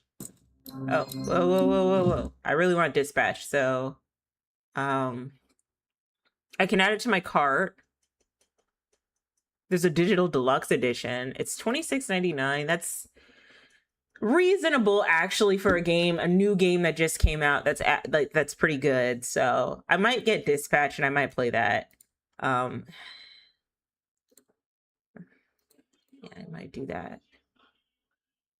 So yeah. Okay, so what am I gonna do now? I don't want to play another horror game. I don't want to play Little Hope yet. I need a break. I need to take my horror games in doses. You know what I mean? Though something tells me Little Hope probably isn't as scary as Man of Medan. And Man of Medan technically isn't that scary. It's just that there is a lot of jump scares, and I don't like that. I don't like jump scares. I'm not a fan, but most horror games are like that, so. I also see that Devil May Cry is on sale. I could play that. I could play that, but I'm gonna need to play it on a controller. I'm gonna have to hook up my controller. So I might get Devil May Cry, and I also might get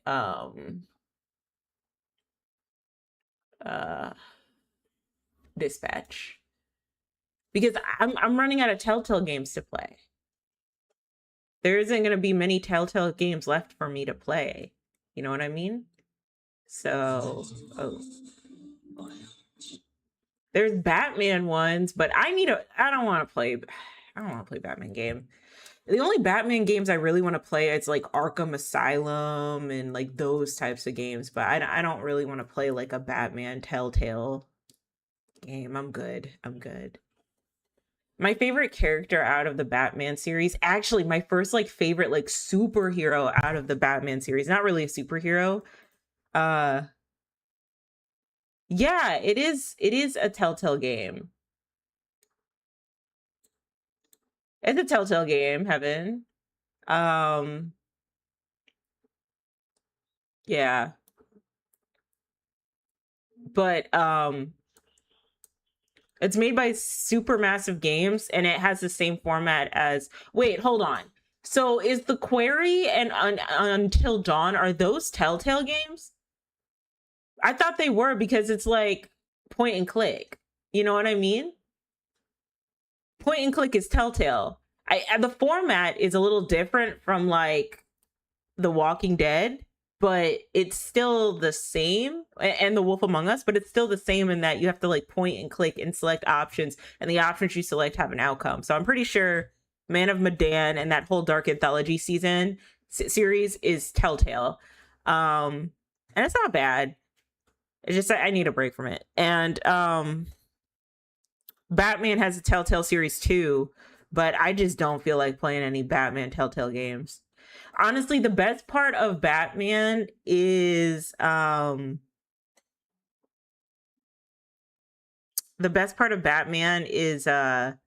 villains. Batman as a superhero kind of sucks. Like if you think of him as like not Batman, right? Not Batman, just any other hero, especially now, right? He's the super wealthy dude. Yes, he lost his parents, but he inherited most of their wealth.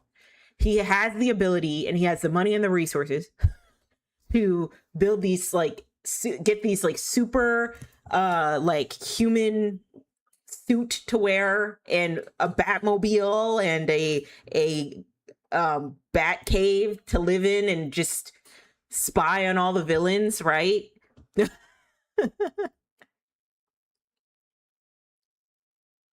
And I don't know. It just feels like you have all this money and you see all of these villains in Gotham and they're all struggling. Like most of the villains in Gotham are struggling in life. Like they can't afford to live, right? And instead of like fix the problem with your billions and billions of dollars, you just like off the or injure and maim the criminals. And it's like, you got all this money though, you know?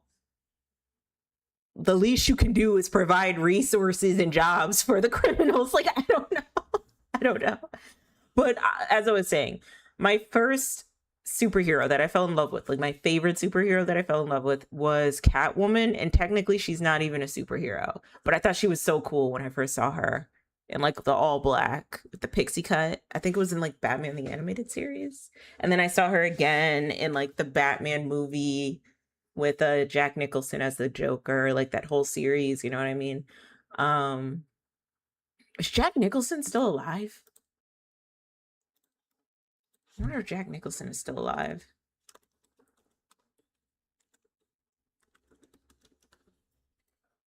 Oh my God, he's still alive.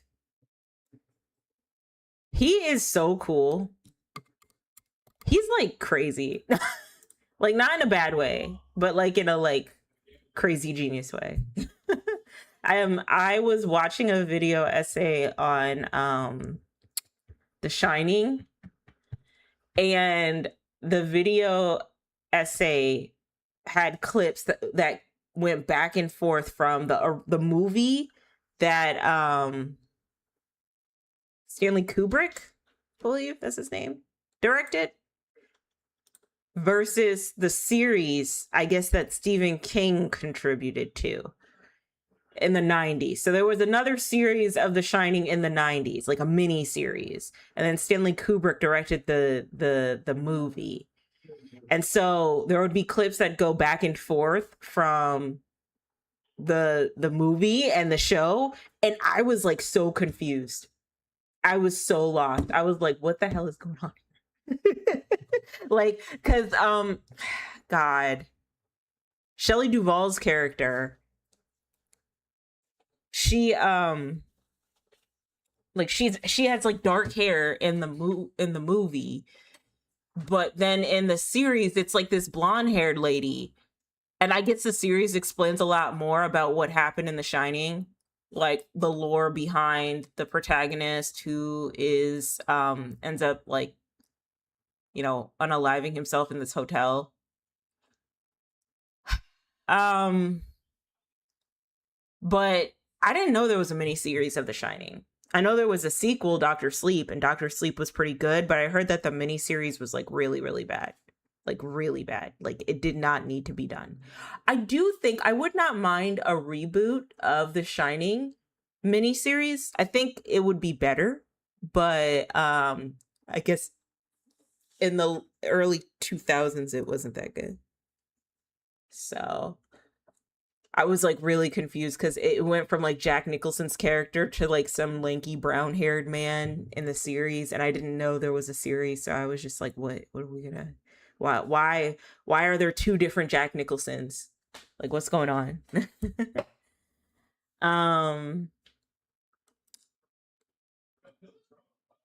But I think Jack Nicholson makes a good Joker. And can I rant also about the Joker for a minute? Because I don't like how people are like obsessed with that character. It used to be really big in like the early, like the 2010s and the late 2000s, especially with Heath Ledger's Joker and the popularizing of like the Batman series. And then I think like the girls got Harley Quinn and everyone was like, you know, he's the Joker to my Harley type nonsense. I don't know. I just really I really don't like the Joker at all. I think the best performance of the Joker was probably Joaquin Phoenix's Joker from the not the second movie, but the first movie. I heard the second movie was ass. I never watched the second movie. But the first movie was I was really good. Really, really good. Because they made the Joker creepy and unaspirational and not edgy at all, just like human and like very brutally honest. And I thought that was a great portrayal because you should not want to be like that man. Yet and still, for whatever reason, the edge lords, some way somehow, even with the Joaquin Phoenix version, felt like they could resonate with that man, the Joker, right? And I'm like, why? And it's like a running joke between me and my partner because we'll be like brooding white guys will like pedestalize Joaquin Phoenix's version of the Joker. Like they will say that's the best movie ever. That movie's amazing. Wah, wah, wah. I think it was like the Quartering on YouTube who was mad that Parasite in like 2020 won best movie of the year. And he felt like the Joker should have won for the Oscars. That should have gotten best movie of the year. And I don't know, dude. That just tells me all that I need to know. And my partner even has a friend who's like, no, the Joker was amazing. The Joker was groundbreaking. The Joker. And I'm just like, it's a movie. It's good, but it's not that good. Like, how many times are you going to reinvent the Joker movie over and over again, or make more and more Joker movies? I'd say the last movie, the first one, was a lot more honest and brutal, and realistic, but like it's not, in my opinion, it's no more groundbreaking than the other versions of the Joker that we've seen in the past. Like Heath Ledger's Joker was pretty good. Jack Nicholson's Joker was pretty good. But yeah, I don't know. I don't know. It just felt like, I don't know.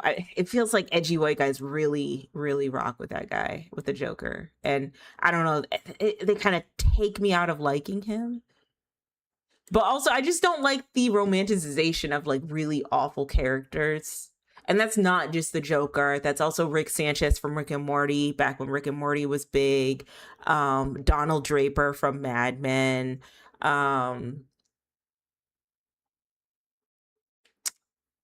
The protagonist in the Lolita book and movie. I just don't like it when people romanticize awful people because it feels like they are missing the context of, you're not supposed to idolize this person.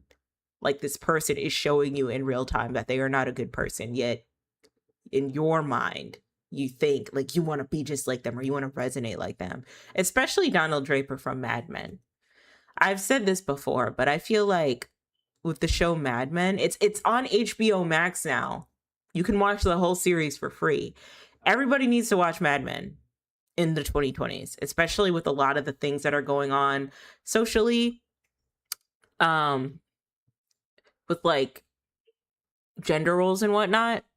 Mad Men does an excellent breakdown of why the gender roles we put on men and women just does not work. And how everybody's miserable.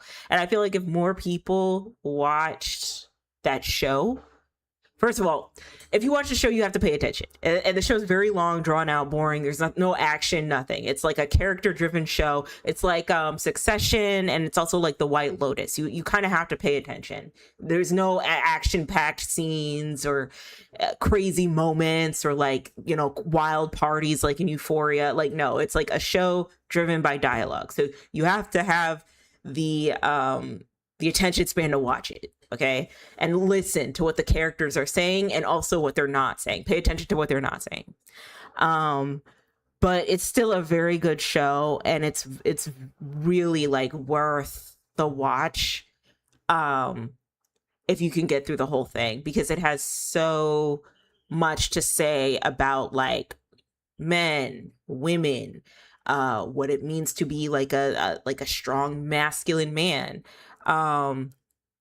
and then what it means to be like a dainty, like feminine woman, and trying to basically fit the propaganda of the 1960s. Because, okay, very quickly, the plot of Mad Men is Donald Draper is a part of a marketing firm set in like the late 1950s, early 1960s. It's basically, and they're the Mad Men in Manhattan. That's what they call themselves. These are advertisement people that work at this marketing firm. They call those type of men who work in Manhattan Mad Men.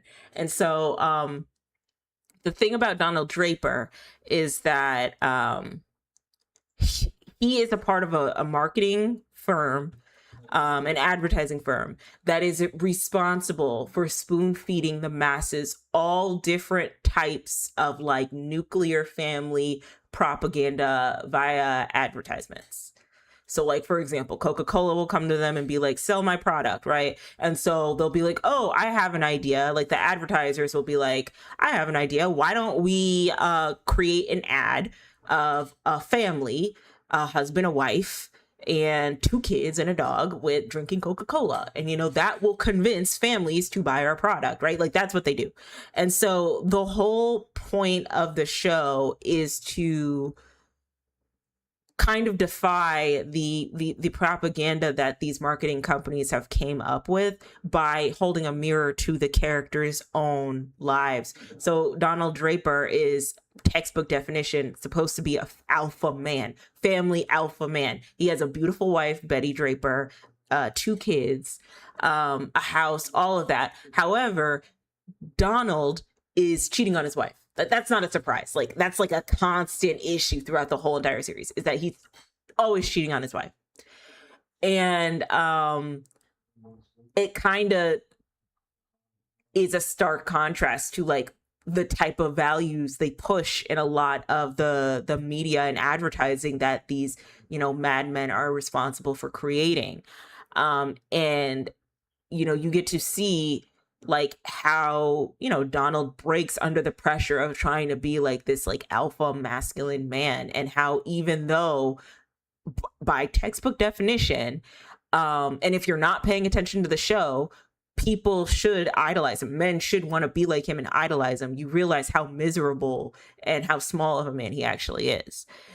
Even Betty Draper, his wife, if you want to have like conversations about pretty privilege and whatnot, Betty Draper was basically raised and trained to be a good wife. And so she doesn't know anything outside of that. And so, another spoiler, later on in the series, she ends up getting a divorce with Donald because she's like, you keep cheating on me. I can't keep doing this with you. The next thing she does is find another husband to remarry. Why? Because she doesn't have anything set up for herself outside of being a wife. She was born at a time period and in a culture with her mom, like, picking at her, saying, oh, hey, you're getting fat, like you need to lose weight. And so she put a lot of pressure into looking beautiful and attractive and being primed and groomed to be a wife. She even like modeled out in Italy at one point, but she gave all of that up to be the wife to Don, even though Don is cheating on her constantly. And so what ends up happening is Betty has to come to terms with understanding like what happens after I can't get taken care of by these men. What happens when, being pretty, conventionally attractive, and being quote unquote a good wife isn't enough. And how that impacts her life, because even when she is in a new marriage with, I guess, this senator, she's still miserable. She's struggling. She still doesn't find any fulfillment. Like the whole time she's married to Don, like there's this one scene where she invites some of Don's coworkers over for dinner. And she thinks it's like a serious like business type of like meeting, but really they're just kind of using her as like a user experiment, or a user test, if you want to put it in that type of way. And she finds out that basically they were trying to make a mockery out of her. Like she actually thought that like she would be able to you know, have a say in some business plan, but in reality, they were just kind of using her as a tool to sell products, I guess. And then there's another example where she wanted to get back into modeling, and so the company that Dawn's marketing firm works with hires Betty, but and she does all these pictures for them, and she really likes them and whatnot, but I guess the deal falls through. And so because the deal falls through with the marketing firm that Dawn's a part of, the company's like, sorry, we're not going to use your pictures. And she's like really frustrated over the whole thing, because she literally thought like, oh, I thought this would be something I can do outside of just being known as the wife, outside of putting my own needs, my own wants aside. You know what I mean? And so like her whole arc is like, what happens when being pretty and conventionally attractive isn't enough? Who am I outside of being trained and raised to like be a wife to this man, especially when this man isn't even respecting my wishes as being, you know, his marriage partner. And so yeah, and then you have Peggy, who's like this young, her arc is so crazy. She's like this young up and coming, like, you know, worker. She starts off as a secretary, I believe, at the Sterling Cooper law firm. Sterling, it starts out as Sterling and then it ends up being Sterling Cooper Price, but she works at the Sterling Cooper law firm, or the Sterling Cooper marketing firm, excuse me. And she starts off as a secretary, and then she moves into like a more professional role. She's basically like, she girl bosses her way to the top, low key, but like in a very like humanistic type of way. And the sacrifices she made to get there, like, I'm not going to spoil her arc, because it's kind of big, but she's kind of badass, not gonna lie. Like, and it's interesting to see her like this meek, mild mannered, you know, girl evolving into like this very strong, independent woman. And then my favorite character out of the whole series is Joan Harris. Oh my god, I love her. I love Joan Harris. Or was it Joan Holloway? And then when she married the doctor, it was Joan Harris. And you can parallel no, hold on, I'm looking it up right now. Yeah, Joan Holloway. Yeah. And when you compare it to Betty Draper, both of those women are very attractive. However, Joan Holloway is like a man eater. Like, she knows that she's attractive and she uses it to her benefit in the marketing firm to get what she wants, and even in some cases to like close deals. But even she's impacted by the current societal pressures in the 60s, right? You know, because okay, I can't spoil it, but like, everybody gotta watch Mad Men. Everybody needs to watch Mad Men. Let me read what Heaven said. I always get Mad Men and Mad Max confused, so when you were talking about Mad Men, I was thinking the show with the deserts and the cars. No, but Mad Max is also a good series too. The fourth one was good. The fourth Mad Max was really, really good. Let me look up what the fourth Mad Max was.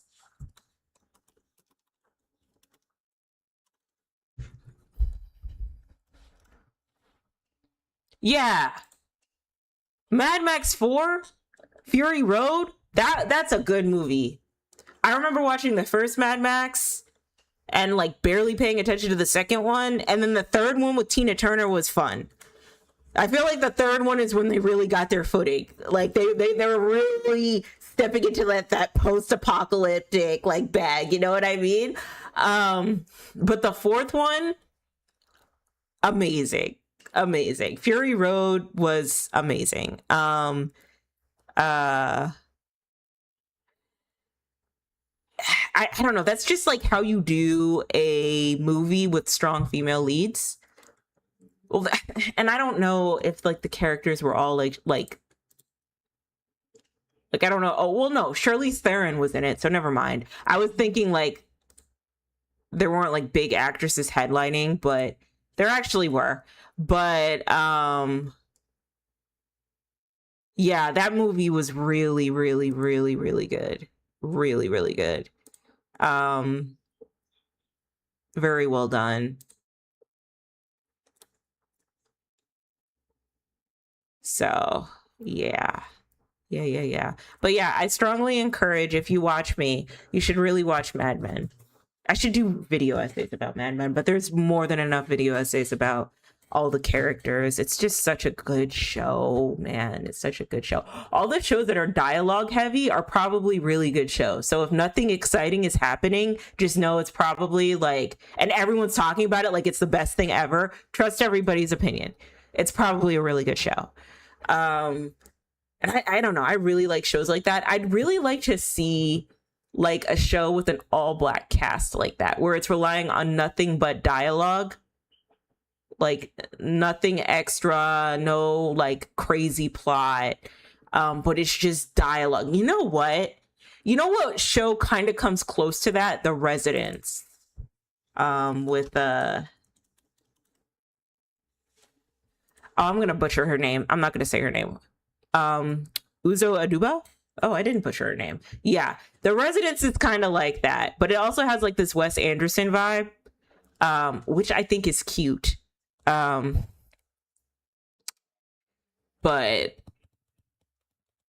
yeah, definitely The Residents. But I just want a show that is just strictly like dialogue, subtext. Did you pay attention, ho? If you didn't, go back, rewatch the whole thing. Like, those are my type of shows. I love those so much.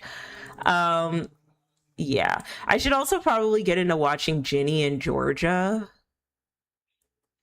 But I don't know, dude. I like, Netflix is such a letdown to me. They got like some really good hits. Like the first couple seasons of Stranger Things for me were really, really good. And then it fell off at season 4. And now we're at season 5. And I'm just not into it at all. Someone said they were like 10 years old when the first season of Stranger Things dropped, right? And now they're like 20 with a job and going to college for the last season. Like, I agree, that show has been out for way too long. And granted, in 2020, everybody kind of took a break, so I understand with the big hiatus. But for, I don't know, like the new season of Stranger Things, I'm just not into it at all. I am not into any of it. Like, I just know the formula, you know? I watched the first episode and what was it?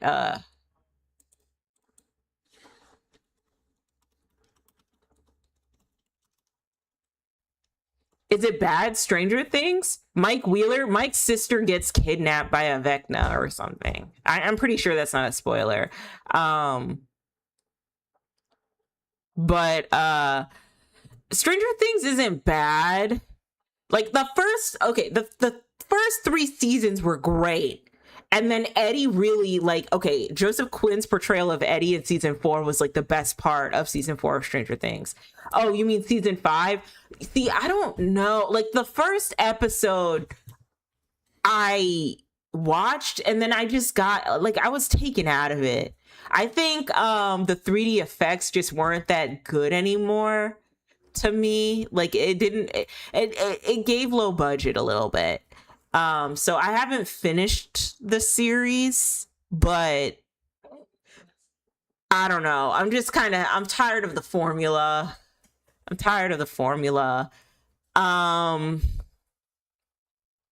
Sadie Sink also, when she joined, she did a phenomenal job. She like carry, I don't know. She's a really good actress. She's a really, really good actress. Like, I believe her when she portrays like a angry teenager. And honestly, I thought she was gonna be Jean Grey in the X-Men, but because, you know, Marvel's working on the X-Men, but she's actually gonna be like the Scarlet Spider in Spider-Man. And so Spider-Man, because you know how I was talking about Batman and how I think that Batman has like like the best part about Batman is his villains, right? The best part about Spider-Man isn't his villains. It's all the other spider people. It's like the reverse. It's all the different types of spider folks, like, what is it? Diana Drew, Silk Spider, Spider-Gwen, like all of them. That's the best part of Spider-Man. And then Spider-Man himself, obviously. But then you even have Venom, Scarlet Spider, Spider-Punk, you know what I mean? And then at that point, for me personally, I just get overwhelmed. I'm like, there's too many spider people. But that's fine though, because it shows you that everyone can be Spider-Man. Spider-Man is all of us. Spider-Man is you, Spider-Man is me. I like how when the Shattered Dimensions Spider-Man, Miles Morales, came out, people started creating spider sonas. I thought that was cute. I think that's really cute. But that just goes to show you that Spider-Man can be anybody. Spider-Man can be all of us, you know? Spider-Pig. I rode that ride twice at Universal Studio Island of Adventure. It was really fun.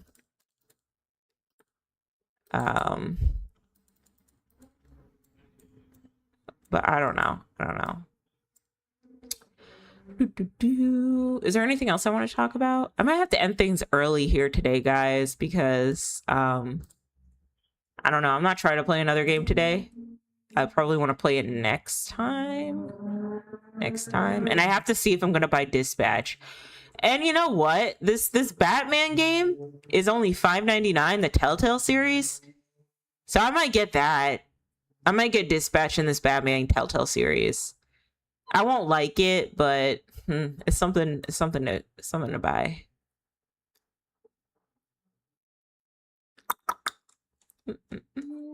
Yeah, but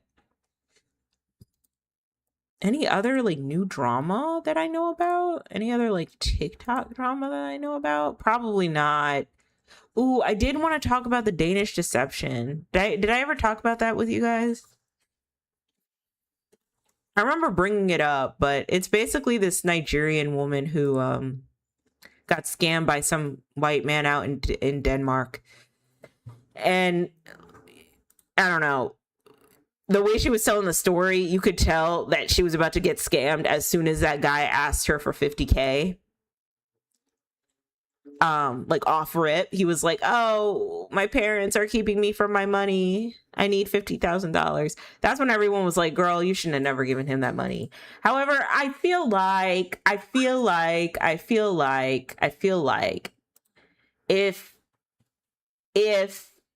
the woman telling the story, that's a great name, Danish Deception. It is a great name. It is. And you know, like through the whole series, because I sat through all 4 hours of that nonsense, right? I sat through all 4 hours of that nonsense, and through the whole series that the story time that she was talking about, I couldn't help but ask, like, girl, why are you going on so many trips with this man? Why are you going on this many trips with this man if you know that he is scamming you? And then also, like, my little antennas went up when she first met this guy. He asked for her Instagram, then asked what she did, right? And she said she did something in tech and real estate. And his first go-to was, "Oh, really? I do something with marketing, stuff with marketing and real estate. That's crazy. We do the same things." No, we don't.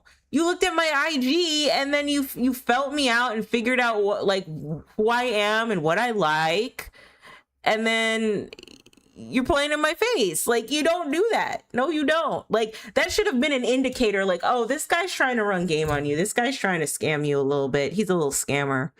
But yeah, I don't know. I do feel like if the woman her name is Onyeka because she's Nigerian, but if she was named Olivia and she was a white girl, I don't know. I feel like people would have given her a little bit more grace. However, towards the end of the story time, like after it was told, and everyone kind of clocked her, like, okay, so why did you give this guy money? Why do you keep going on trips? Where are you holding yourself accountable? There was one bit in the story time where she was like kind of shitting on the escort that her ex-husband, now ex-husband, was hanging out with, and she's like, oh, he was with an escort and she was dirty and she looked low class, and everyone's like, girl, she's not the problem. Your boyfriend is, your husband is. He's the problem. Let's get it together. Let's get it together. Don't do that. Don't do that. And so already people kind of were given like the ick. But I think, okay, I still do think that if she was an Olivia, people would have treated her a little bit differently. They would have treated her with a little bit more grace. And I think that, spicy opinion, very spicy opinion. But I do feel like people get uncomfortable when they see unambiguous Black women sitting in places with like a lot of money and success, where you can see that they're doing very well for themselves and they're attractive and they're making money. I feel like that irks people in a way, you know what I mean? And this isn't me like siding with Danish Deception Lady Onyeka. Like, I'm not trying to side with her. Like, I think everything that she went through was ridiculous, but it feels almost as if, like, for example, I look at Risa Tisa and why that story time did so well. And that story time did well, like who the F did I marry? Because she was holding herself accountable a lot of the time, but also because she looked, regular. I'm not gonna say she looked ugly, because I don't think she looked ugly, but she looked like a regular person. She didn't look like exceptionally like hyper conventionally attractive in the way that Onyeka does. And I do feel like because Onyeka looks good, is an unambiguous Black woman, and also you can tell she has money, like she's been able to like front all this money for this man and has a lot of success. I feel like off rip by default, people were already gonna have like preconceived notions or be a little bit hateful, kind of like Olandria and Love Island, I hope I'm making sense there. But like she kind of dropped the ball in the whole entire audience, because like, a lot of people were holding her to task, like, why are you giving this guy your money? Like, did you not do Google search? Like, what is going on? Like, this man is lying to you, right? I do feel like she dropped the ball a lot when she just blamed Black women for being hard on her, when like all different types of women were being hard on her. But I don't know, that feels a little microaggressive to me. Like I said, if she were an Olivia, I feel like people would have approached it a little bit differently. I feel like she would have gotten a little bit more grace. I do. And I feel like the reason why someone like Arisa Tisa got more grace is because Arisa Tisa seems attainable and approachable. Like, Risa Tisa might look exactly like you, or me, whereas Onyeka looks aspirational, and some people don't like to see individuals look like they're doing better for themselves. And it's not like a race thing. I'm not going to put the race thing into it. It's just like some people just don't like to, like, they can't resonate with someone who already seemingly like has like a pretty good life. Like, if you're able to fork over 50 bands to help a guy out, already you lost half the chat. Because that's more than some people make in a year. You lost half the chat. Okay. But yeah. And you're a woman of color? Yeah. Cause you can't. Like, I don't know. I hope I'm making sense. But yeah, it's unfortunate that she went through that. But dang, like, you got to be so careful about what you tell online sometimes, because some people might really like tear you a new one. 50K is crazy. How do you have that amount of money lying around? I don't know. Well, she works in real estate, and you can make really good money from real estate. And then she also works in like the tech sector of real estate. And I think she had like an Instagram account where she did content revolving around her real estate. So I can see how she makes a lot of money. Also, she was on The Bachelor, and what I'm learning with a lot of these dating shows is that if you are on them, like in today's day and age, you will be able to become an influencer and get brand deals and stuff. So she was on The Bachelor, and honestly, I guess the reason why I have a soft spot for her is because on The Bachelor, they were all like, I don't know, it felt like they were all very rude to her on The Bachelor too. And so now fast forward like some 5-6 years later, and she meets this guy, and you think that, oh my God, things are really good for her. And then it comes out that actually things aren't, and like this guy is like scamming her, but it could have been avoided.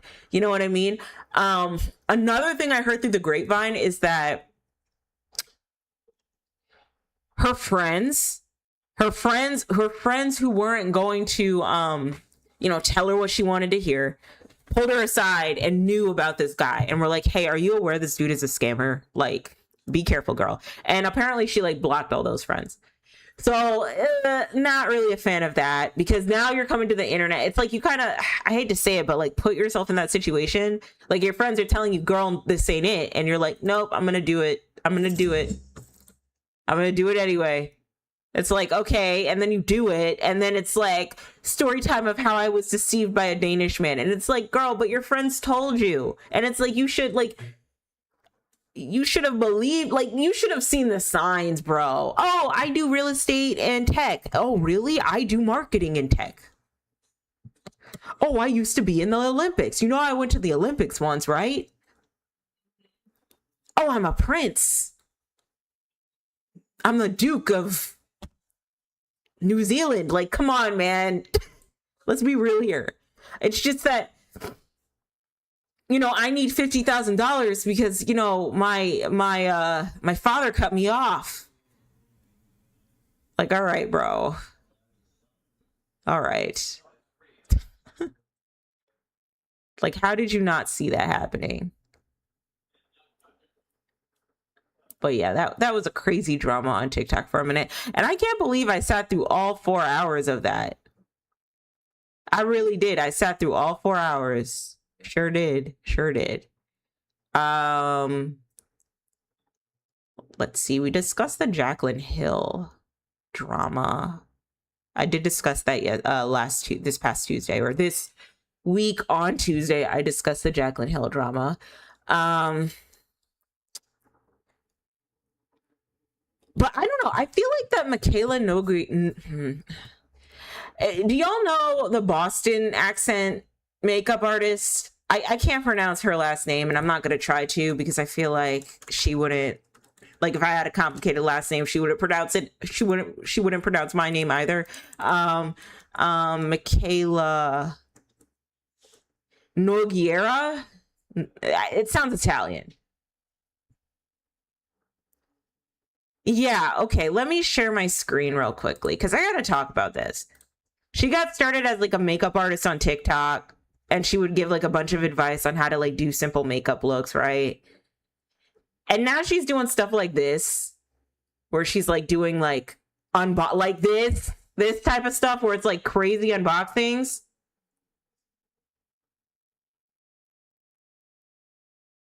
Or is this like is this a angel tree? I don't know, but she does like overconsumption type content, and she got started in makeup. Is it me? Or do you feel like she's gonna be the new Jaclyn Hill in a couple years? Like, I don't know. I feel like she's gonna be the new Jaclyn Hill. Already, I feel like I hear tidbits of drama from her every so often.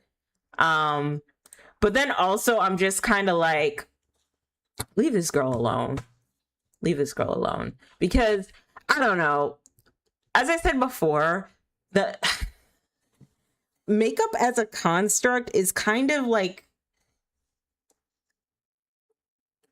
a scam as a construct, because makeup is always being sold to predominantly women as a way to fix their flaws, as a way to look prettier, as a way to look better, a better version of you by buying all of these products. And so when we went through that phase in the 2010s and in the mostly in the 2010s, where we were like cutting off makeup brands when makeup brands didn't have all inclusive shade ranges, and we were canceling them when makeup brands weren't pigmented on certain skin tones, like all this nonsense. Oh my God, guys, I'm sorry. I'm so sorry. I didn't know. I'm interested in this game though. A gentleman's dispute. I'm interested in this game. Okay. Anyway, but I don't know. It just felt very like petty to me. You know what I mean? Like I said beforehand, I remember I like spent some money on some Anastasia Beverly Hills palettes. I bought like, I want to say 2 or 3 palettes, and they're really nice. And then all of a sudden, out of nowhere, folks are making videos about the downfall of ABH, the downfall of Anastasia Beverly Hills, and the problem with ABH's PR team, I think, or PR sponsorships. You know what I mean? And I don't know, framing them in a way where it's like, you should be canceling Anastasia Beverly Hills. You should not want to buy products from them. And I'm just kind of thinking like, girl, I'm not going to stop buying from ABH. Like, I just got my palette. Like, I'm going to keep my palettes. You know what I mean? I think that the only makeup brand that I will probably never, ever, ever see myself buying from is like the Jeffree Star makeup. Like, I just don't like Jeffree Star. I don't know. And then I remember when I was in the Morphe store, back when Morphe was in its prime and heyday, they had Jeffree Star eyeshadow palettes. And I swatched one on my skin and it looked so ashy on my skin, you know? So that's like a problematic brand. So not only are you problematic, but like also it doesn't look good on my skin. It looks very ashy and very like cool toned, you know? And so, yeah, I just don't see myself ever buying his products. But like also, I don't know, canceling makeup brands, sometimes to me, it seems kind of stupid because unless you're doing like problematic shit like Jeffree Star was, because like at the end of the day, like they all contribute to like, you know, capitalism and like overconsumption, and you need more and more and more, you know? But I say all that to say, because, you know, I've been interested in like doing makeup again. And I don't know, I have such like a scarcity mindset when it comes to doing makeup, because I always worry about like, okay, what if I run out of product and this is a $45 eyeshadow and I'm running out of product? What am I going to do? Or like this lip liner is like a $20 lip liner. What am I going to do? Or like, even if it's like a NYX lip liner, you know what I mean? That's like $8 or $9. And I run out of it. How am I gonna make it? You know what I mean? But I don't know. I've been getting to this point where I don't know. I think it'd be fun to do makeup. But what always pisses me off about certain makeup influencers like Jaclyn Hill and Michaela is that they'll start off doing makeup and then they'll move immediately into like overconsumption content. And it's like, I thought we knew you for like your reviews on makeup, right? Like, shout out to the content creators, the makeup guru content creator girls that like almost hitting 1 million subscribers, a ton of subscribers. All they're teaching you how to do is makeup and how to maximize makeup looks, do certain specific like makeup tutorials. Like, shout out to you guys. Because that should be what you're doing. Like, the way you evolve isn't to like showcase overconsumption and like unbox 50 Louis Vuitton bags with me and take a look at my hundreds of Stanley cups. But the way you evolve is kind of almost like the way Jackie Aina did, where she was just like, I'm going to do makeup now, and then later on I just do lifestyle content and I'm just cleaning around my mansion. And even then that seems unattainable, but like it's a lot better than seeing someone unbox 50 Louis Vuitton bags. Like, I don't know why the makeup girls don't stick to the rivers and lakes that they're used to. Why do they immediately, as soon as they make it big, they immediately have to just start flexing on us? Like, you don't have to do that, you know? But yeah, makeup YouTube was a mess. Like, I remember I got a Morphe eyeshadow palette, and I was talking to one of my friends at the time, and I'm like, hey, I got this Morphe eyeshadow palette. You should try out Morphe. They're pretty cool. And she's like, no, I don't really want to, I don't really rock with Morphe. And I'm like, why? Like, they're pretty, like, I don't understand, like, what's wrong with Morphe? And she's like, I'll let you do your own research. And I'm like, and granted, I did my own research, and, you know, I don't shop at Morphe that much. I think I have like a lip liner, a black lip liner pencil from Morphe that's been in my possession for like years. But like, also, what do you say to the person who can't really afford to buy like MAC makeup, or can't afford to buy Kaleidoscope, or, you know, these really expensive makeup brands? I remember ColourPop was catching fades for a minute, because like some of the eyeshadow palettes from ColourPop weren't that pigmented, and so people were like, you know what, these eyeshadow palettes aren't pigmented on darker skin tones, we should cancel ColourPop. And then, like, that's every right, like, that's completely your right to not want to mess with a makeup brand because they don't represent you, or they don't make formulas that are close to, that show up very pigmented on your skin tone. But then, like, also at the same time, it's like, what if all you can afford is ColourPop? There was a time when me and ColourPop went together real bad. I think I still have my ColourPop eyeshadow palettes in there. I think. Ooh, do I? There's one color eyeshadow palette I want. It has like nothing but grays in it. But it's like, if, you know, if you can't afford it, like if you can't afford, like, I don't know, Pat McGrath, maybe ColourPop might be ideal for you, you know? Okay, let me share my screen real quickly. $35. Girl, what happened? Why are we $35 now? I think I want this palette. I hear that this palette is good for like grungy looks.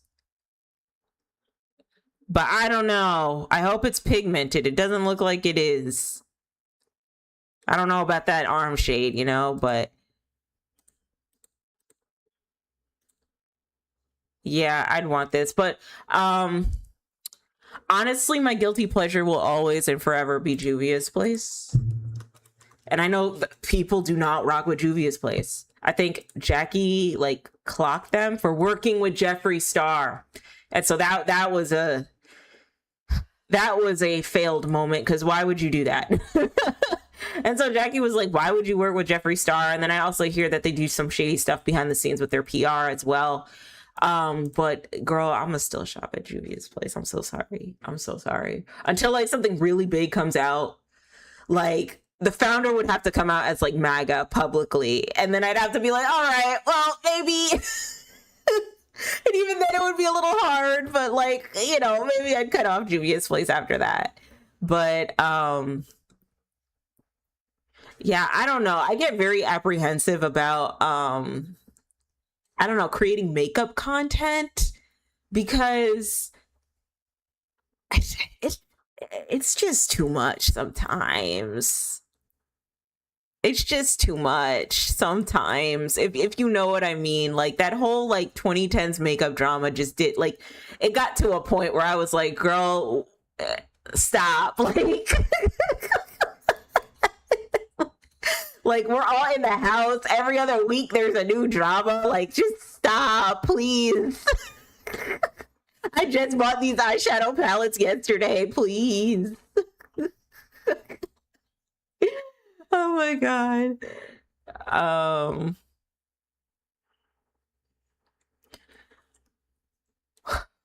Yeah, but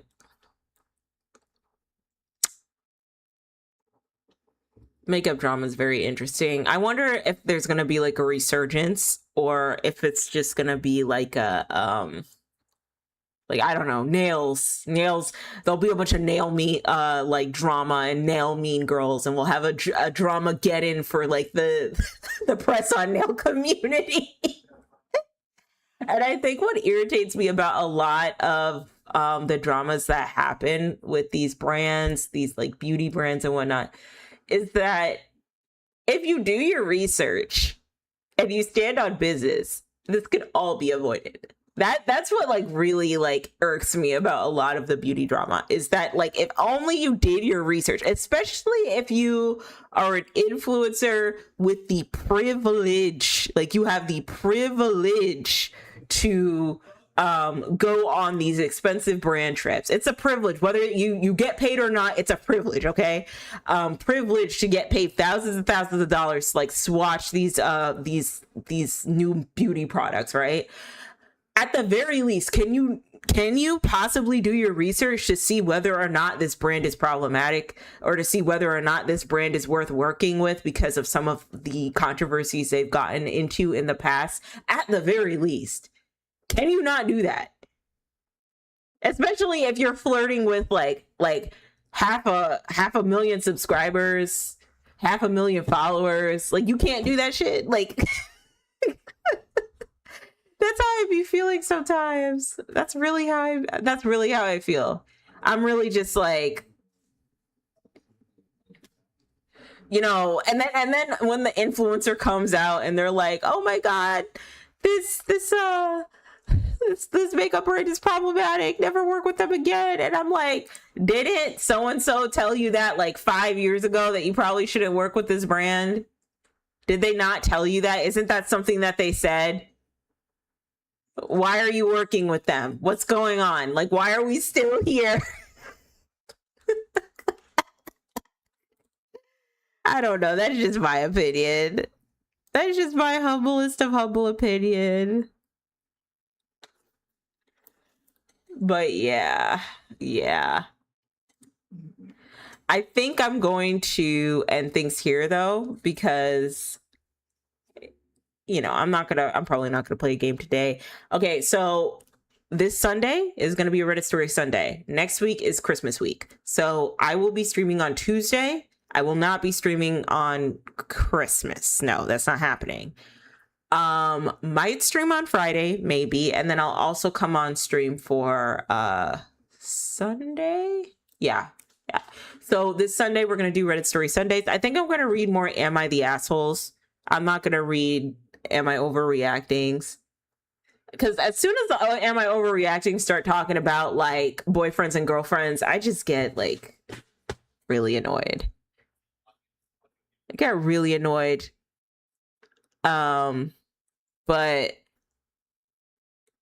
if I can, you know, find really crazy Am I the Assholes, usually it's the friendship ones and the family-in-law ones. Those are really good, like Am I the Assholes? You know what I mean? And Am I Overreacting? But ones outside of that, whenever it's relationships and it's like, my boyfriend hit me in the face, am I overreacting? I just get so mad. Like, yes, no, you're not overreacting. Leave him now. Okay, but I'm gonna close things off here, guys. I hope you have a wonderful rest of your Thursday. Looking forward to seeing you guys on Sunday. I hope you have a great Christmas next week. And I am looking forward to playing more games with y'all. Bye, Heaven. Thank you guys for tuning in to the chat. I really appreciate it. It really means the world to me. Streaming isn't easy. I wonder if I cleaned up my room, like where I'm at, do you think, and I put on more makeup and I wore my boobs out like every third week of the month, do you think I could possibly get more traction? Like, I'm not asking like, hey guys, interact with me more. No, like, I'm just like doing like a little formula of like what I should do in order to get like more traction on here. Like, do you think maybe like if I showed up with like a full face beat, cleaned up the back here, I don't know, put a bookshelf back here with all my Brad stalls, and wore my boobs every third Sunday? And a better wig. We got to replace this wig. This wig is old and tired and worn. I haven't been taking care of this one. I need a new shake and go wig. But do you think that maybe things will play in my favor? I think so. I also think that if I add rules and you know, little bumpers on my Twitch, people will interact with me more on there. I think. I don't know. But anyway, guys, I'm going to let you go. Have a great rest of your night. Take care. Bye.